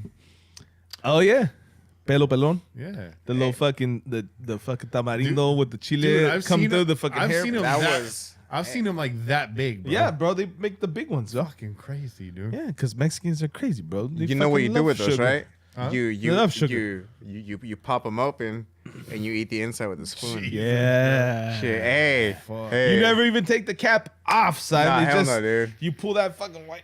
Yeah, yeah, pull yeah. that You shit eat it out. with the spoon, dude. Hey, stoner. Straight, bro. That's wild. Hey, that's a stoner hack right there, bro. I used to snort Fun Dip, bro, back in the day, dog. And that's why it was no surprise what happened later on. Yeah. Put that shit on my nose. man. I used to. But I used to do that double horseshoe with the shit. big league chew. I got the on top and the bottom. I had the horseshoe on top and the bottom, dog. The wax lips in, too. Hey, what's up, y'all? The wax lips, those were bullshit, bro, because there was nothing about them. They were just wax lips. You would still chew the fuck out of them like they were gum or something, I man. used to fucking with the. I used to fuck the hot licks until I got like blisters on my lips, dude, from the cinnamon toothpicks, dude. Yeah, Shit, man. anyway, Hey. um, Good times. but that's the landscape of AFC West right now. Overall, who improved the most out of the 4 teams in the AFC West? I think it's got to be LA. You know, Improved the most? yeah. They did improve their defense from their secondary all the way up to the line. Yeah. So I could definitely see that for sure. So let's look at it. Let's look at it real quick. Okay. So here are the additions in the AFC West by team. Okay. Denver Broncos, they added a backup quarterback, Josh Johnson. They added Russell Wilson, right? They have OT re-signed Calvin Anderson. Okay. O-line, Tom Compton. Defensive end, Randy Gregory, signed for 5 years, $70 million. Do you guys know fucking Randy Gregory? bro? I've seen all those films. That's fucking what's his name, bro? Dick Gregory, bro. Fucking Dick Gregory, bro. Hey, they signed DJ Jones, defensive tackle. get that. Man, I'm over here coffee, bro. Like I fucking hit the yes guy, bro. It's fucking bullshit. Cafolin, bro. Cafulinas. Hey. Yeah, drink some more beer, dude. Yeah, let me drink some more beer. Yeah, that'll mellow you up, bro. So they got Deshaun Williams re-signed for a 1-year deal. They got 3 linebackers: Josie Jewell, Malik Reed, and Alex Singleton. Again, I'm going to reiterate, nothing that the Broncos are doing is fucking concerning to me. The Chiefs backup quarterback Chad Henne re-signed. Then they got Juju Smith-Schuster. They gave fucking Orlando Brown the franchise tag. Okay. Frank Clark signed a 2-year deal, new 2-year deal. And they fucking signed Justin Reed at safety. And he came from the Bills? I think he came from the Bills. I think that's right. Yeah. Yeah. Sure. He's a solid defender. So they shored up the safety, which means they don't have any plans on going after fucking the Honey Badger, right? Probably, right? That's kind of what it means. Yeah. Raiders, okay. We got backup quarterback Garrett Gilbert. Solid, dude. Fucking solid, bro. We signed Amir Gold jacket. Immediately, Amir Abdullah, right? Brandon Bolden, 2 more running backs, a fullback, Jacob Johnson, okay? Obviously, the big fucking move, Devontae Adams, okay? Maybe even a bigger move. We fucking extended Max Crosby, Huge. okay? Huge. We got Chandler Jones, Bilal Nichols from the Bears at DT, Bilal? and 2 cornerbacks, and Anthony Averett and Rock Ya-Sin, okay? And like you mentioned, we're in the running for fucking Stephon Gilmore. And then we have the Chargers. Chargers signed backup QB as well, Chase Daniel. They re-signed Mike Williams to a 3-year deal. Tight end Gerald Everett, who came over from the Rams. Okay. They have 2 DTs, Christian Covington's re-signed, and then they signed Austin Johnson. Okay. Another defensive lineman, Sebastian Joseph Day, signed a 3-year deal. Then they got Khalil Mack through trade. They signed cornerback J.C. Jackson. Joseph Day. Day. And then long snapper Josh Harris and a kicker Dustin Hopkins. Joseph Day. Re-signed. Okay. So. Joseph Day. Did you mention Alex Bars? Alex Bars. Randy Guerrero wants you to say Alex Bars. That's right. We got Alex Bars. He wasn't listed. Apparently the NFL didn't think NFL.com didn't think he was as important. Alex got bars. But anyways, I think between the 2 teams, I think it's really in the running between the Raiders and the Chargers in terms of who got better or who added more. Hold on. Breaking news. Raider Tim 81 says Stephen Gilmore to the Raiders, 2-year deal for $32 million. Deal will be announced tomorrow, according to Leonardo Pagnatti Jr. Who the fuck is that? I don't know, dog. And who's fucking saying this right He now? can get you a shark skin. No, suit but who's for, saying this cheap, shit? though. Who's saying this shit right Leonardo Pagnatti got shark skin suits on lock, bro. now? Bruh. They called the Watson trade Allen Robertson to the Rams beforehand. I don't know, some Twitter lurker, dog. Nah, I don't trust them fucking unless you have a fucking Shout unless out you're working to for Leo Pagnetti, bro, from the Bronx. Hey. Leo Baghdadi, bro. I don't trust nothing, bro. The other day I was so you know it's fucking funny. I just pulled that move the other day. I was hanging with my homie. He invited me over. He's like, "Yo, bro, we're gonna meet up at my I guess his stepdad's house now. His soon-to-be stepdad. We're gonna meet up at his house. We're gonna have fucking fried chicken and waffles and mimosas." And I was like, "I'm in. Let's do it." We rolled out, me and the Munchkin, and then they're all Niner fans. And, I figured that out when you said mimosas. And I bring the bad luck to them because Niner fans be drinking mimosas, though. 2 years in a row they've invited me, and he hasn't caught this. He hasn't caught on. 2 years in a row they've invited me to a playoff game. The first one was the Super Bowl versus the Chiefs. They lost that shit. And then recently was the game against the Rams. They lost that shit. Beautiful. So I show up. You keep showing up. Gladly. Yes. I will gladly show up to your it's a playoff party, bro.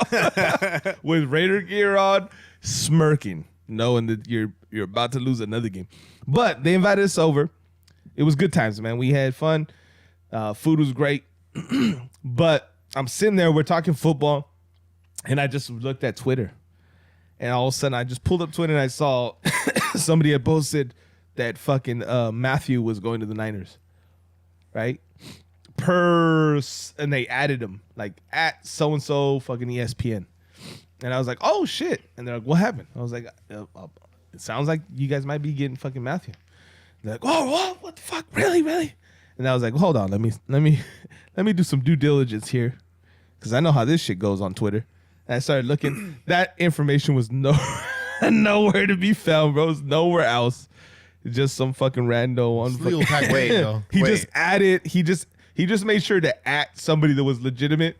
But if you went on that dude's fucking page, he had not fucking made mention of it at all. Wait, I thought it was illegal to lie on the internet. No. Isn't it? No. Yes.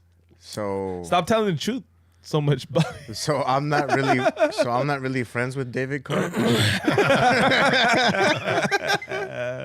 I don't know who this is though. I should have known when his name was Dennis Carr, bro. Hey. I'm like, this isn't David Carr. Knees are weak, palms are sweaty, vomit on his shirt already. Leo Pagnetti. Hey, it's Leo Pagnetti. Fucking Stephen Gilmore to the Raiders. Oh, make sure you come over to fucking top of the world, man. And he's gonna fucking put his Stromboli recipe right after that, bro. Where's the baked ziti at, man? This shit will light your ass on fire.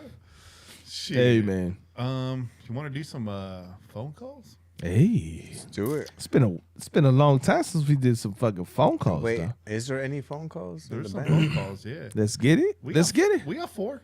Let's get it. Do it. Everybody's making moves in the AFC West. Broncos get Russell Wilson. I was terrified. Said God hates the Raiders, which he still does. Put your pants on. Okay, it's okay. God don't play football, bro. I thought he said everybody's naked moves, and I was like, whoa, shit. And I was like, damn, dude, who the hell is fucking playing nude? That's a fucking Randy Gregory movie, though. Agent 52. Broke my heart. Broke a lot of our hearts. Gets traded for the cheapest of the cheap to the fucking... I don't even want to say their name. Hey. They signed J.C. Jackson as well. The Chiefs are always going to be the Chiefs. Then, one Mr. Dave Seigler put his fucking grapefruit-sized nuts on the table and said, yo, Raider Nation, be patient. I got some for your ass. Kenny Che Kane, brother, wasabi, what's up, pillages? This is Pete. How we doing?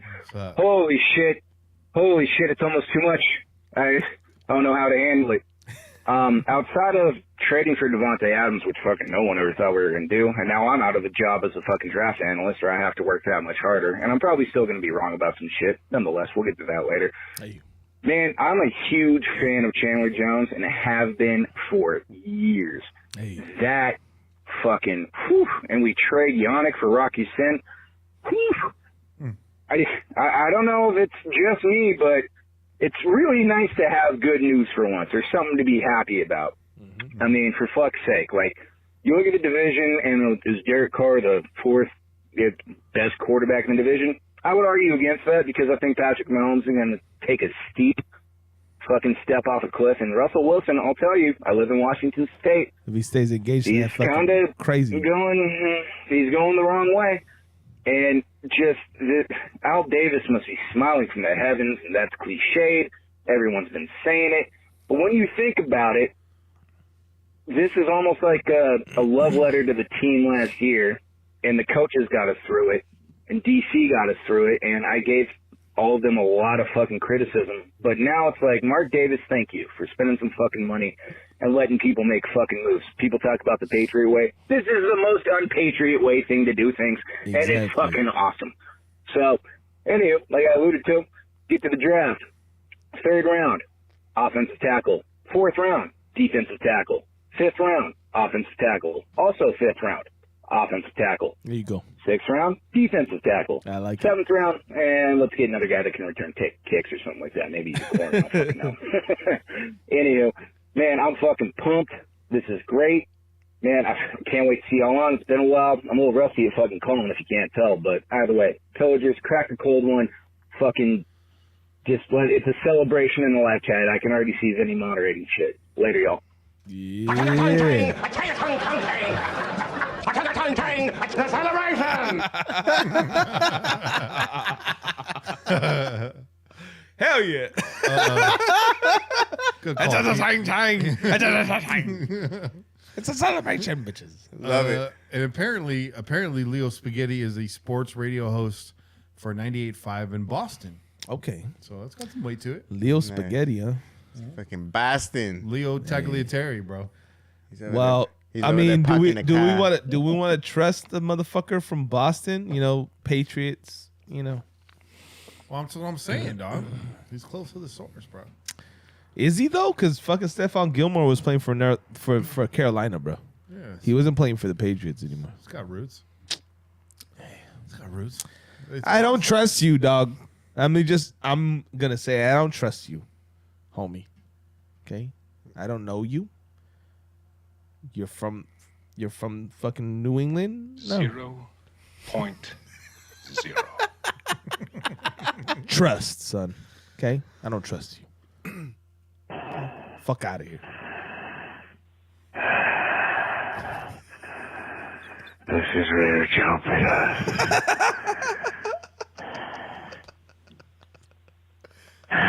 Get it, Candy.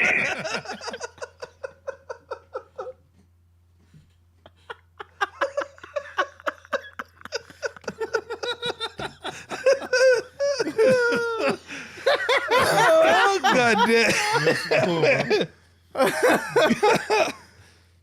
That one was sitting in the chamber for a fucking hot minute right there. What did Google Translate to this shit? It says, this is rare jumping. ...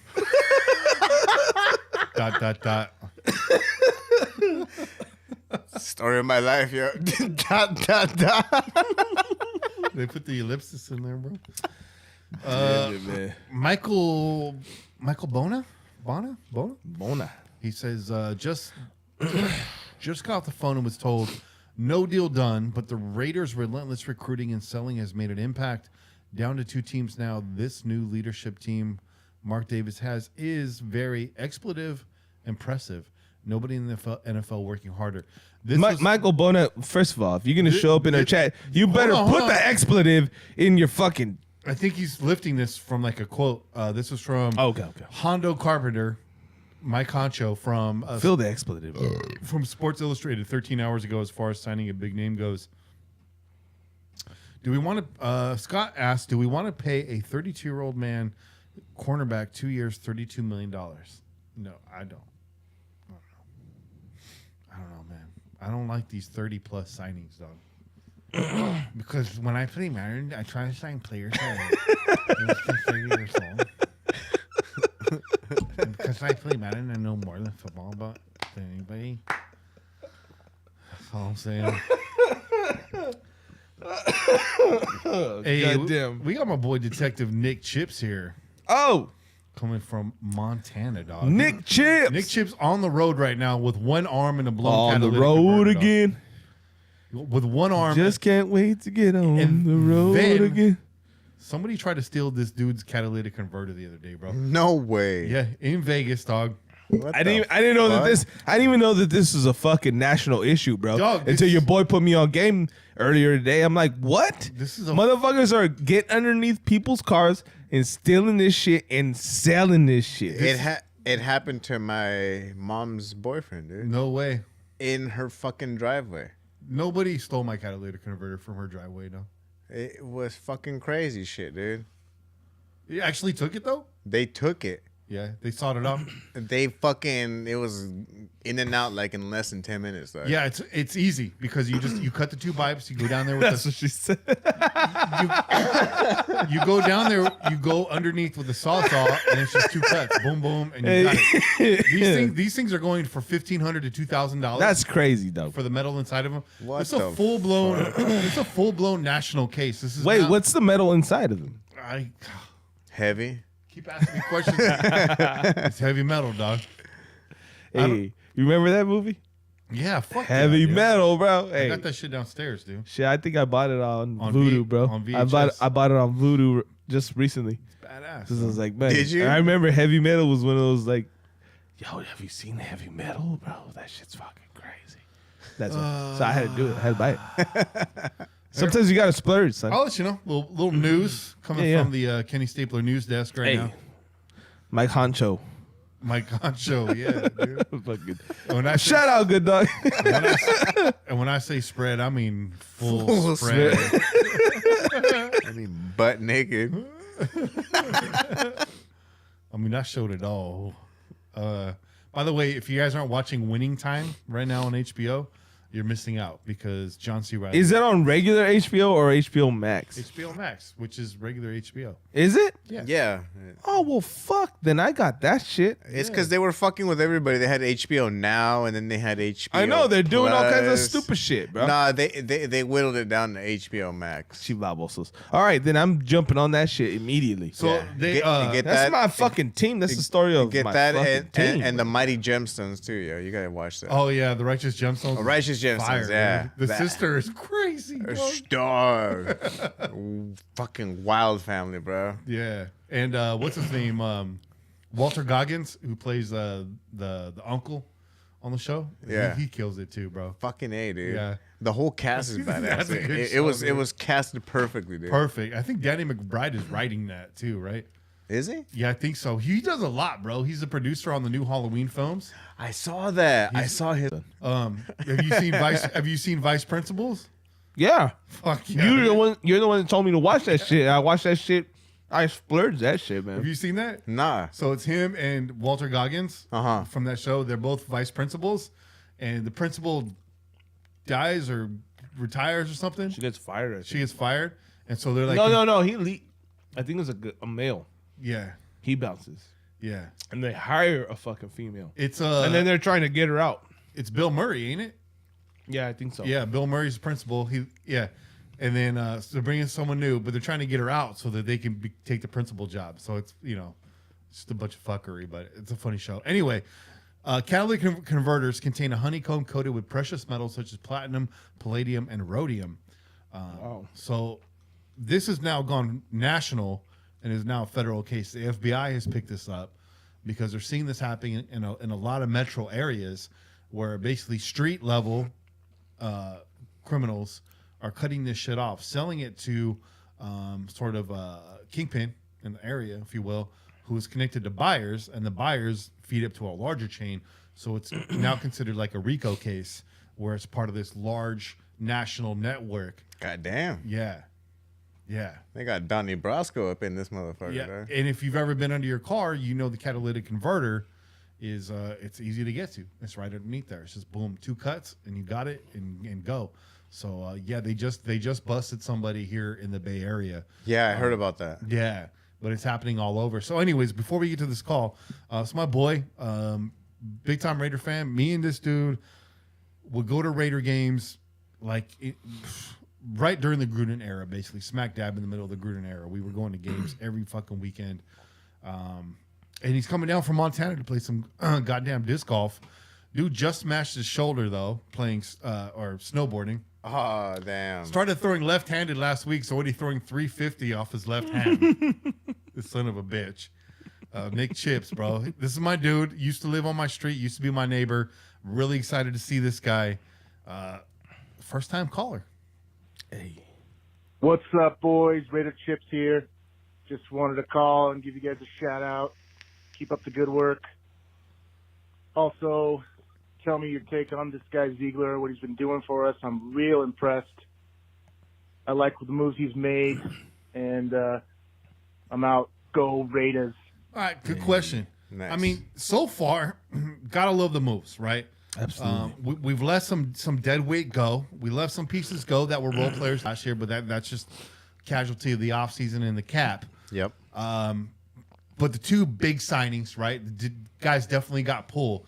But I like Ziegler. Like everything I've read about him. I like the fact that Bill Belichick did everything he could to not let him go. Right. That's a good sign. Absolutely. But I think the real test is coming up here in the NFL draft. We're going to find out exactly what this guy can do. Now, maybe this year's draft isn't like a great litmus test for Dan because the resources are obviously limited. We don't get a pick until the third round. Right. But maybe that is the good test. But what if he hits? What if he hits? What if he hits in the third round after giving away the first and second round pick of this year's draft for Devontae Adams, and he hits on a third, and that motherfucker is a bona fide fucking pro? What happens then? Then there's no fucking doubt in your mind that this dude is the dude. That's a nail in the coffin, but right now he's kind of killing it, dude. He's fucking killing it, dog. Look, I love what he did. And I mentioned this shit to you guys. I hit them up in the group chat earlier this week before all these moves were made, before fucking the Chandler move, before the Devontae Adams move. I was just impressed with his ability to rework the contracts that were already in place from the previous regime. Yeah. Okay?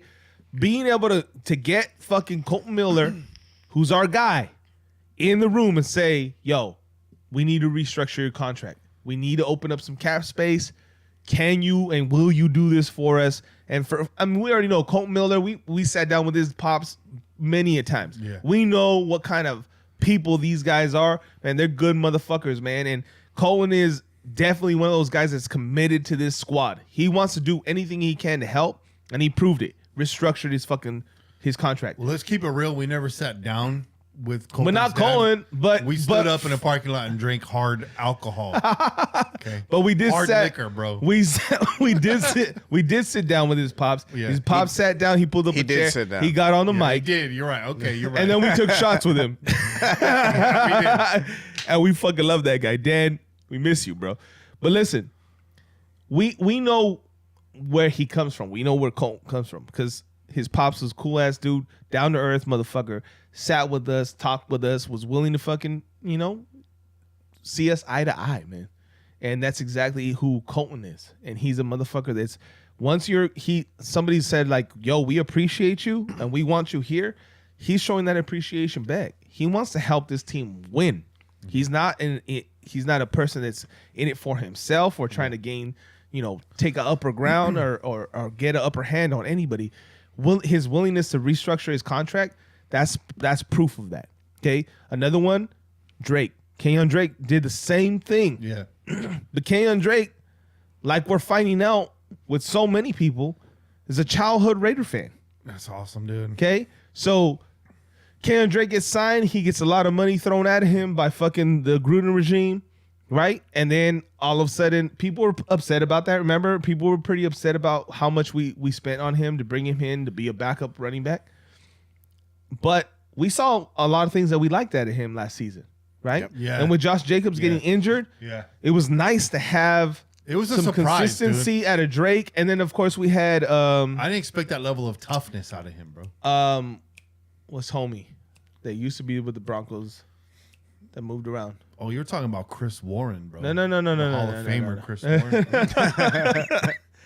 Who is our other running back, man, that we gave a lot of run to? Starts with a B. Nah,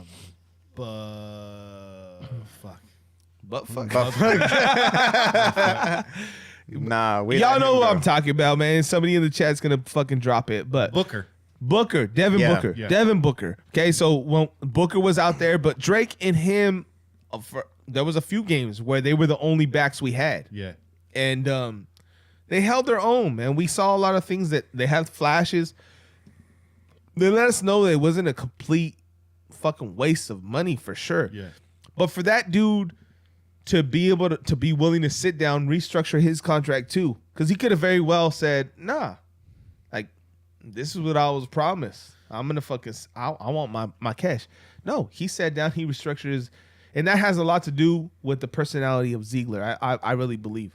Right. And the fact that he's probably telling them, bro, we do this, I can land Devontae Adams. Exactly. You know what I'm he's saying? like, look, this, and that's And then does it. transparency, right? Is a big part of when you're dealing with players. Like, it's one thing for you to tell them, yo, we need you to fucking restructure your contract because we need to open up cap space. But it's another thing to be like, look, these are the plans that we have. This is what we're trying to accomplish. And we need you, like, if you're willing to do this for us, we promise we're gonna get you on the backside. Okay, you help us accomplish this goal, and then it's gonna pay off for you in wins and fucking possible titles. But also down the road, we're gonna remember you did this shit. Yeah. Right? And so I honestly believe that that's the kind of person that we're getting in Ziegler. We're seeing that up and down the way that this shit is operating. Like I said, Yannick and fucking Crosby had a great relationship. I have no doubt in my mind they went to Max and told him, yo, this is what we're thinking about doing. We're going to sign your boy Chandler Jones. And we're going to trade Yannick. And we're You gonna cool with give it? you- And we're going to give you $100 million. Yeah, we're cool. You cool? Is that okay? Like, because we know you got a relationship. He probably said, yeah, Chandler Jones, fuck yeah. Yeah. And then he got his extension too. Fuck yeah. You know what I mean? Yeah, that's respect. That is respect. I was a bit, I'm not gonna lie, man, because a lot of the BS that has happened in the last 10 years, Yeah. 15 years, I'm pretty jaded, bro. Same. As far as a lot of shit that goes, oh my God, we're bringing in Ziegler and it's gonna be a whole new thing, and this is what's gonna happen in McDaniels and this and that. And I was like, all right, cool. Wait and see. Wait and see. Let's see what happens. And then what Chet started talking about started happening, and it's like, all right, I'm grudgingly accepting what's happening right now. But I'm not gonna be like, oh shit, these guys they know what the hell they're doing. They know. Nah. What happens? Free agency opens up. Everyone starts making moves. We're quiet. And it's like, all right, cool. Not much is going on. That's Which fine. we're used to. We're used to. Right? We're used to that. It's like, oh, it's the Raiders doing the Raider thing. And when we make moves, it's for players that aren't sexy, that are there as a backup, as a rotational piece. That's true. And I was like, all right, cool. Ain't much gonna happen, whatever. And then this happens. And these latest moves happen. And it's like, all right, I can't be grudgingly accepting something like this, because this is badass what's happening, man. The fact that we have Jones in there, the fact that we got Adams in there, dude, it's something that we haven't had. It's moves that we haven't had in a long time, man. And in my opinion, I don't think we have happened to have a move like this ever, honestly, where we have that chemistry between the wide receiver and the quarterback. Just the chemistry alone, dude. And how you even mentioned it too. It's like, well, everyone's talking about this chemistry on the offense. Well, look what the chemistry that's happening on the defense. Absolutely. It's like all the way around, these moves are being thought of way the hell in advance, man, to stuff that I was looking at. It's like, all right, cool. That's fine. They're restructuring. That's cool. They're looking for money so that they can play money ball and then just bring in these random players that will do well for the specific task at hand. But after that, they're gone next year. We don't care. But now it's like, all right, cool. You're handing out 5-year contracts. You're restructuring shit so that it actually locks people down. All right, man. You do know what the hell you're doing. It's like, all right, I'm that much more accepting, that much more open to see what else you're going to do. When it comes to the third round, hell, we may not even have to wait to the third round. The way they're making moves, we may even open up something and maybe even work up to the second round. Yeah. We don't know yet. We don't know. Yeah. We don't know yet, but with the way they have been recently, it gives me that confidence that they can make something like that happen. And I'll say this too, man. With the people that we've seen leave, you haven't heard any negativity like we've heard in the past, right? When we have people leave, there's a lot of shit that's talked about the personnel, about the fucking coaches, about the staff, about how they were treated, about, you know, whether or not things were spoken to them clearly, right? There's a lot of motherfuckers that leave and talk a lot of shit. Now, And the way see- that these people are like guys, regardless what, Yannick, we love him. We appreciate what he did for us. He was here for a short period of time, but he gave his all to us, dude. And Yannick left gracefully. You didn't see any negativity. He said, "Thank you, Raider Nation. I appreciate, I love playing for you guys." And, like there's zero negative feelings, which tells me that this regime Point zero. Well, in fact, it's the other way around because Chandler Jones threw some shade at the Indianapolis Colts. Arizona. Yeah. Chandler Jones came from Arizona. Yeah, that's right. Was that Rock Ya-Sin, maybe. was it Rocky Sin? Maybe it was Rock Ya-Sin. He came from the Colts. Someone was saying there was a bunch of bullshit going on there. He's happy to be with the Raiders. Well, I mean, let's think about what they're dealing with. They have no quarterback, right? They traded for Carson Wentz last year, threw a bunch of money at him. It didn't work out. Carson Wentz is now with the Redskins, okay? And I think they've gotten rid of some defensive pieces aside from Rock Ya-Sin, right? I think actually the other day when I was talking with my boy, he said that the Niners had traded for a linebacker from the Colts, but it wasn't Darius Leonard. Obviously, Darius Leonard is their guy, their top fucking linebacker. Yeah, it was Rocky Sin. He said my first emotions wasn't really shock. It was more excitement. What was the actual quote? Because he kind of goes on to talk about how Indy was on some bullshit over there. Anyway, I'm sorry to derail. No, it's all good. It's all good. But Because all of that's relevant. But like I said, we're seeing guys leave this team. And even like we were talking about with Phylon. Like, we love that dude. I would love to see him in silver and black again. But he understood, like, yo, this is business. Like, he's not sitting here shitting on the team. He's not saying anything negative. I think he wants to be here. I think he really does want to be a Raider. I think he feels like this is the first time in a long time where he's actually come into his own and he's had some fucking success. So why would you want to leave a team where you were fucking having success, right? you're right. So there's probably a little bit of hurt feelings just because he was looking forward to being able to build off of that. Yeah. But definitely no like shade. There's no shade. And you're not seeing that up and down. Like all the guys that have been here that are on their way out or that moved on. Alec Ingold, another example, right? Same thing. Left gracefully. He said, Raider Nation, thank you so much. I love you. Appreciate you guys, for all the love you guys have shown me over the years. And, I love fucking playing for you guys. Drastic difference in 1 year. Because the players that left coming directly out of the Gruden era had some shit to say. Oh, yeah. But now the ones that got the year without, but staying within the organization, a lot of class. Yeah. And Mark Davis getting a lot more respect out there now, too. You know what I'm saying? But I think the other thing that's really, just to kind of go in, bring us back to Nick's question, true measure of what Ziegler's capable of is how does he handle the Derek Carr extension moving forward? Exactly. Because Derek Carr's due one, but what does he do? You know what I'm saying? So chat's going off about it right now. It's kind of why I bring it up as well. What do you see Derek getting? Chat's thinking 35 a year.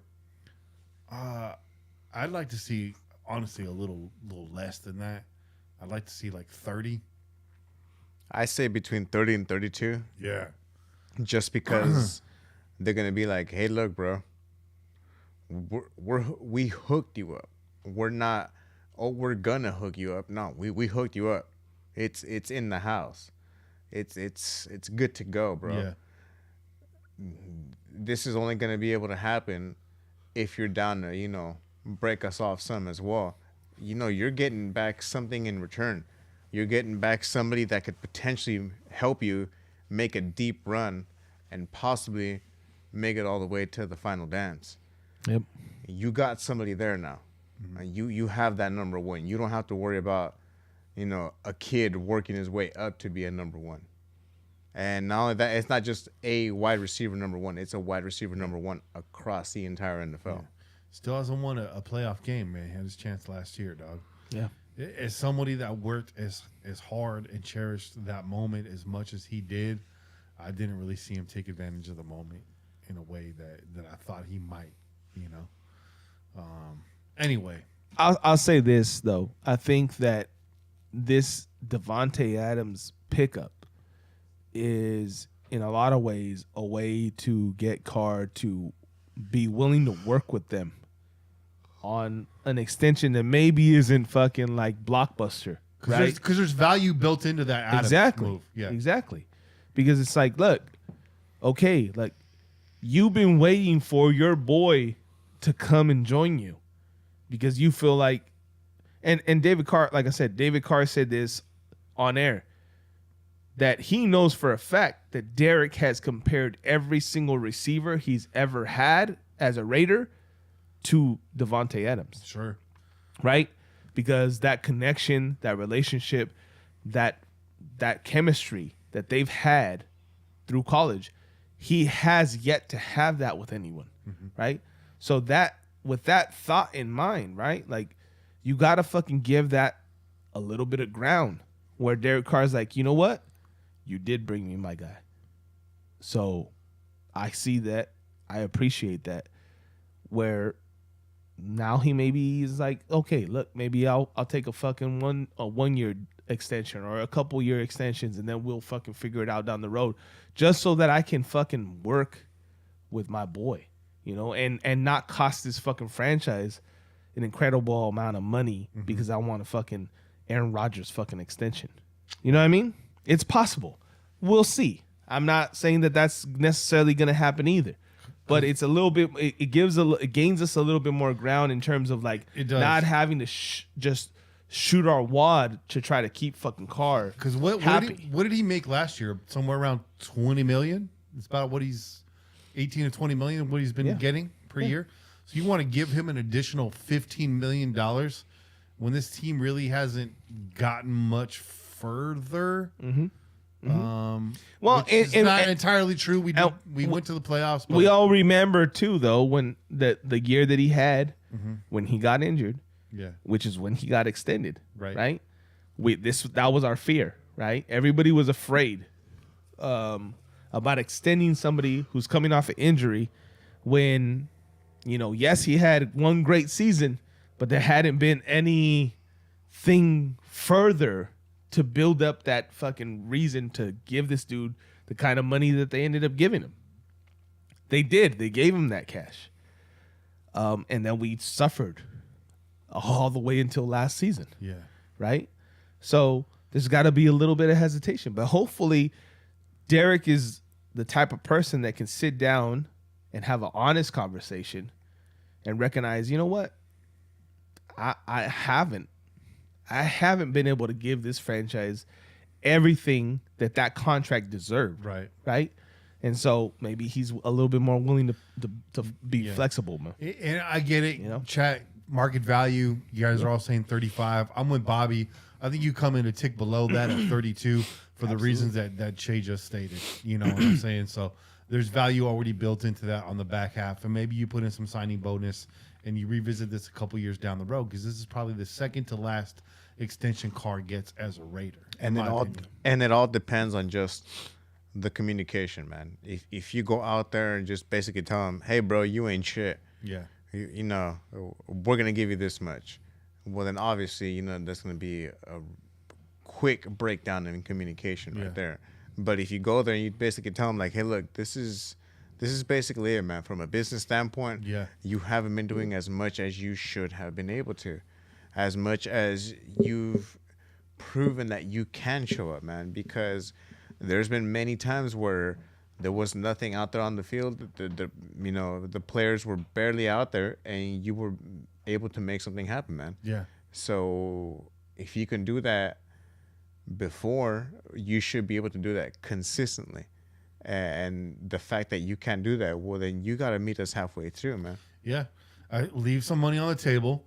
Show us what you can do with this what you wanted, and then we'll come back to the table in 3 to 5 years, and we'll give you the rest of that money for the rest of your career. You retire a Raider, and you cash in on the back end. Yep. You know, because you don't get paid for what you're about to do. In my opinion, you get paid for what you've done.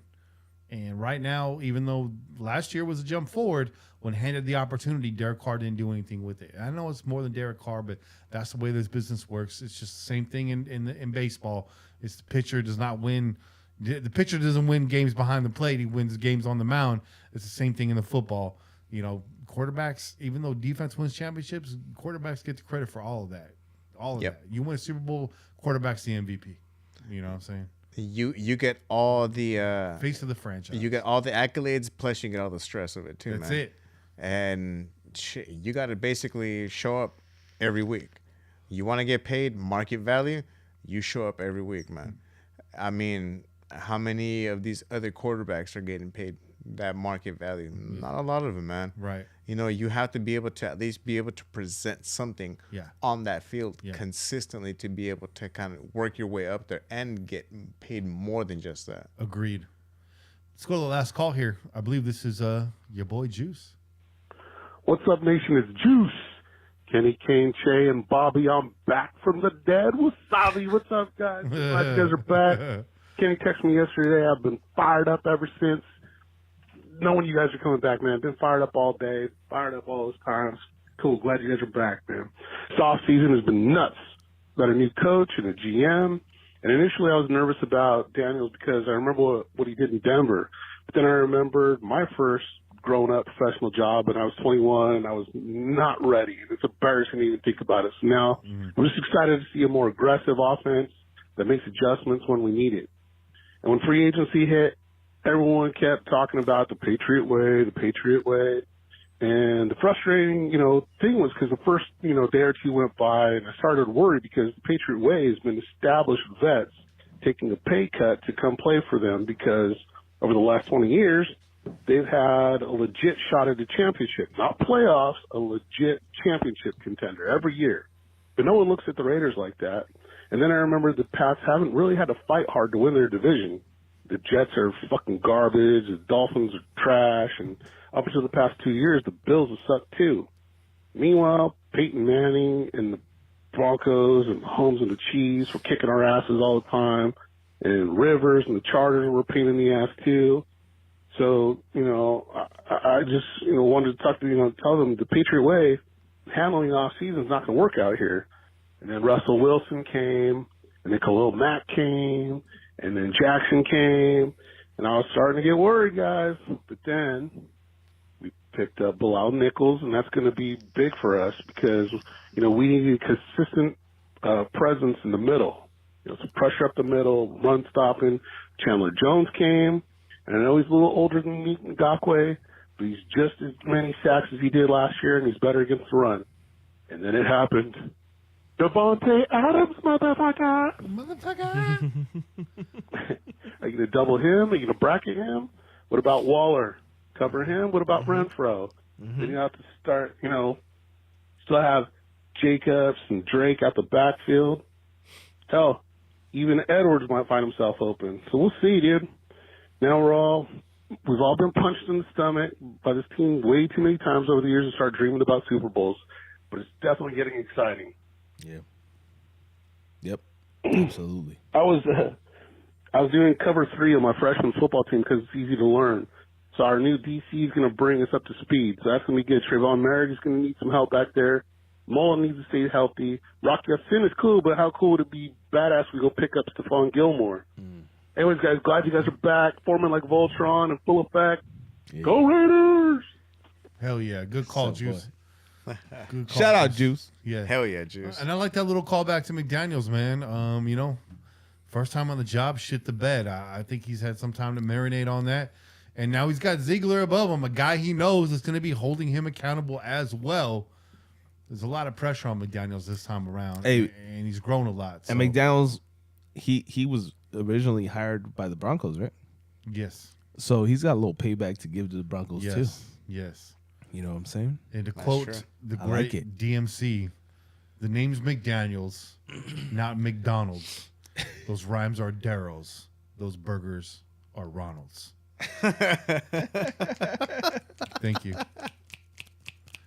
Preach. Ba ba ba boom.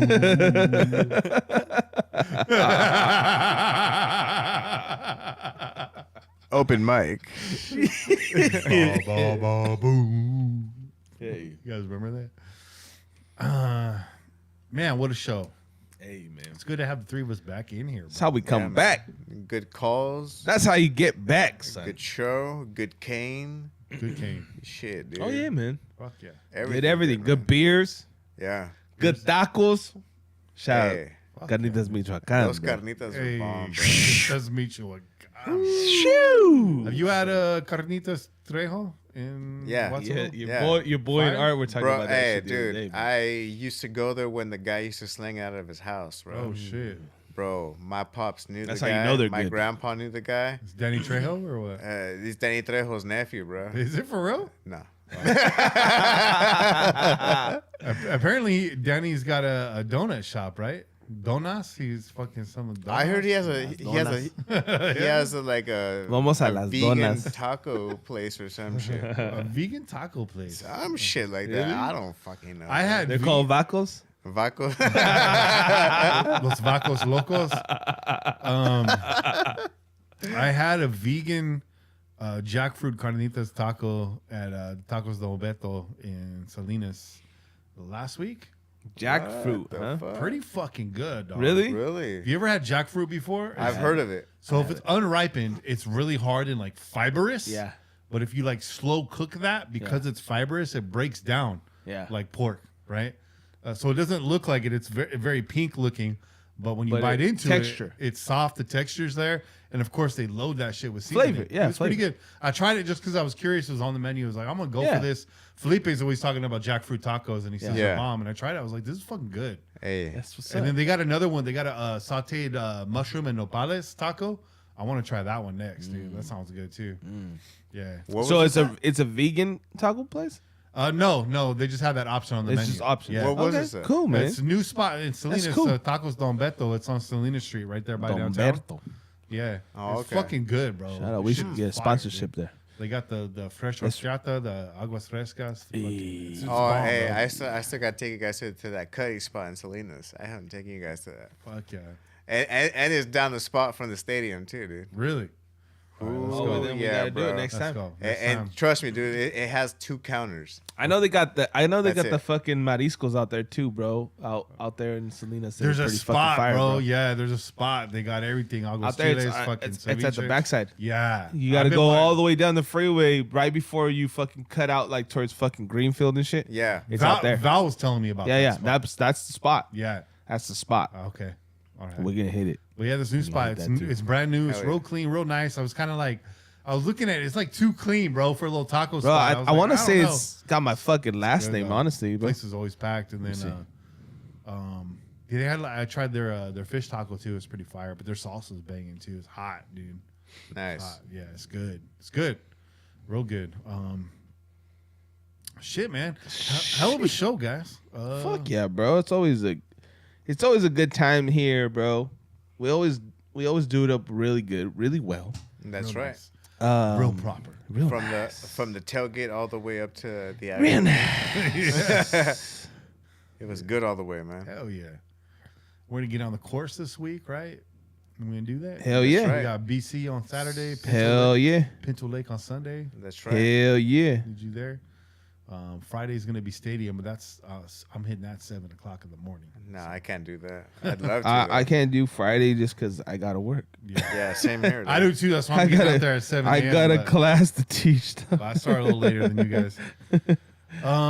Man, thanks for tuning in, everybody. I know it's been a long time. I think our last episode was January 15th. Hey man. Holy shit. I don't even know. Promise not to keep you guys waiting that long. Together, yeah, right? Together, all together. I'm been not a gonna. minute I'm not altogether. gonna guarantee we're gonna be on the air Sunday. I think we just gave you almost a 4-hour show tonight. I don't know that there's gonna be that much more to talk about next Sunday, but it's our off season too, guys. And the weather's getting nice. We got family, and we gotta live our lives too, man. Sunday, this show takes up a whole Sunday. Believe it or not, it's not just the time we have on the air. We got another about an hour after the show. The prep time, all that stuff. Fools got to eat. So, but we love getting together. But we love other things too, and we wish we can take all of y'all with us on those journeys.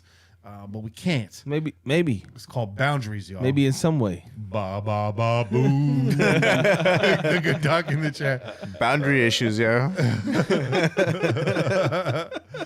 So fuck, man. But it's really good to get on the air and rock with y'all. It's good to have my brothers back in the studio. Oh no, rock with you. It's good to hear Kane. Kane is on the rise out there in AZ. You guys really don't know the full story. I'm not going to give it to you, but Phoenix, bro. Bro, he is on the rise, dude. Phoenix rising out there. Hey. Fucking A, bro. I'm glad to see him get Shout out to our brother Kane, man. He's doing things. He's moving forward in life, bro. And that is key. That is key for everyone. Yeah. All of us here, right?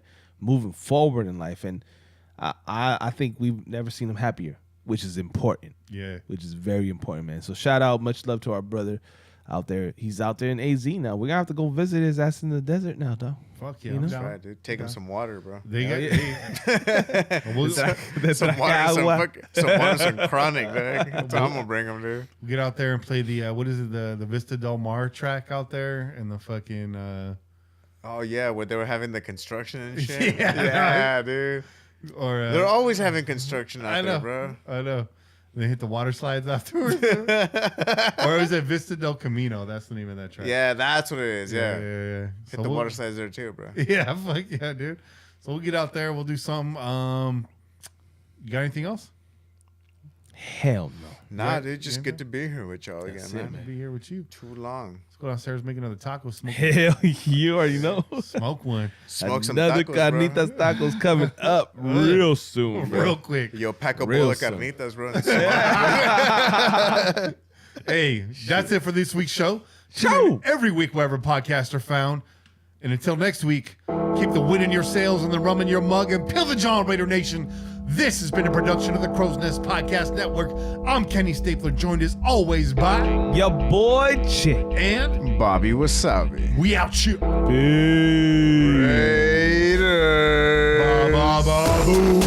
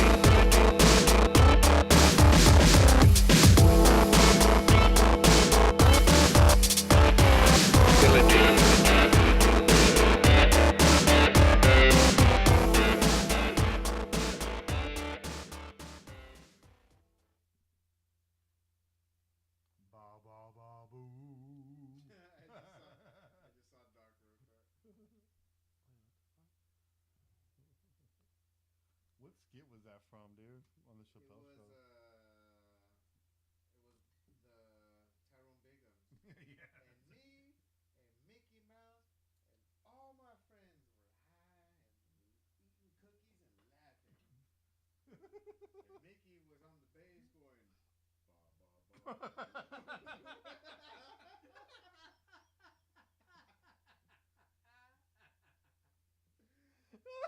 Good times, man. One of the best skits. Yo, we get. He tried to be the worst. The worst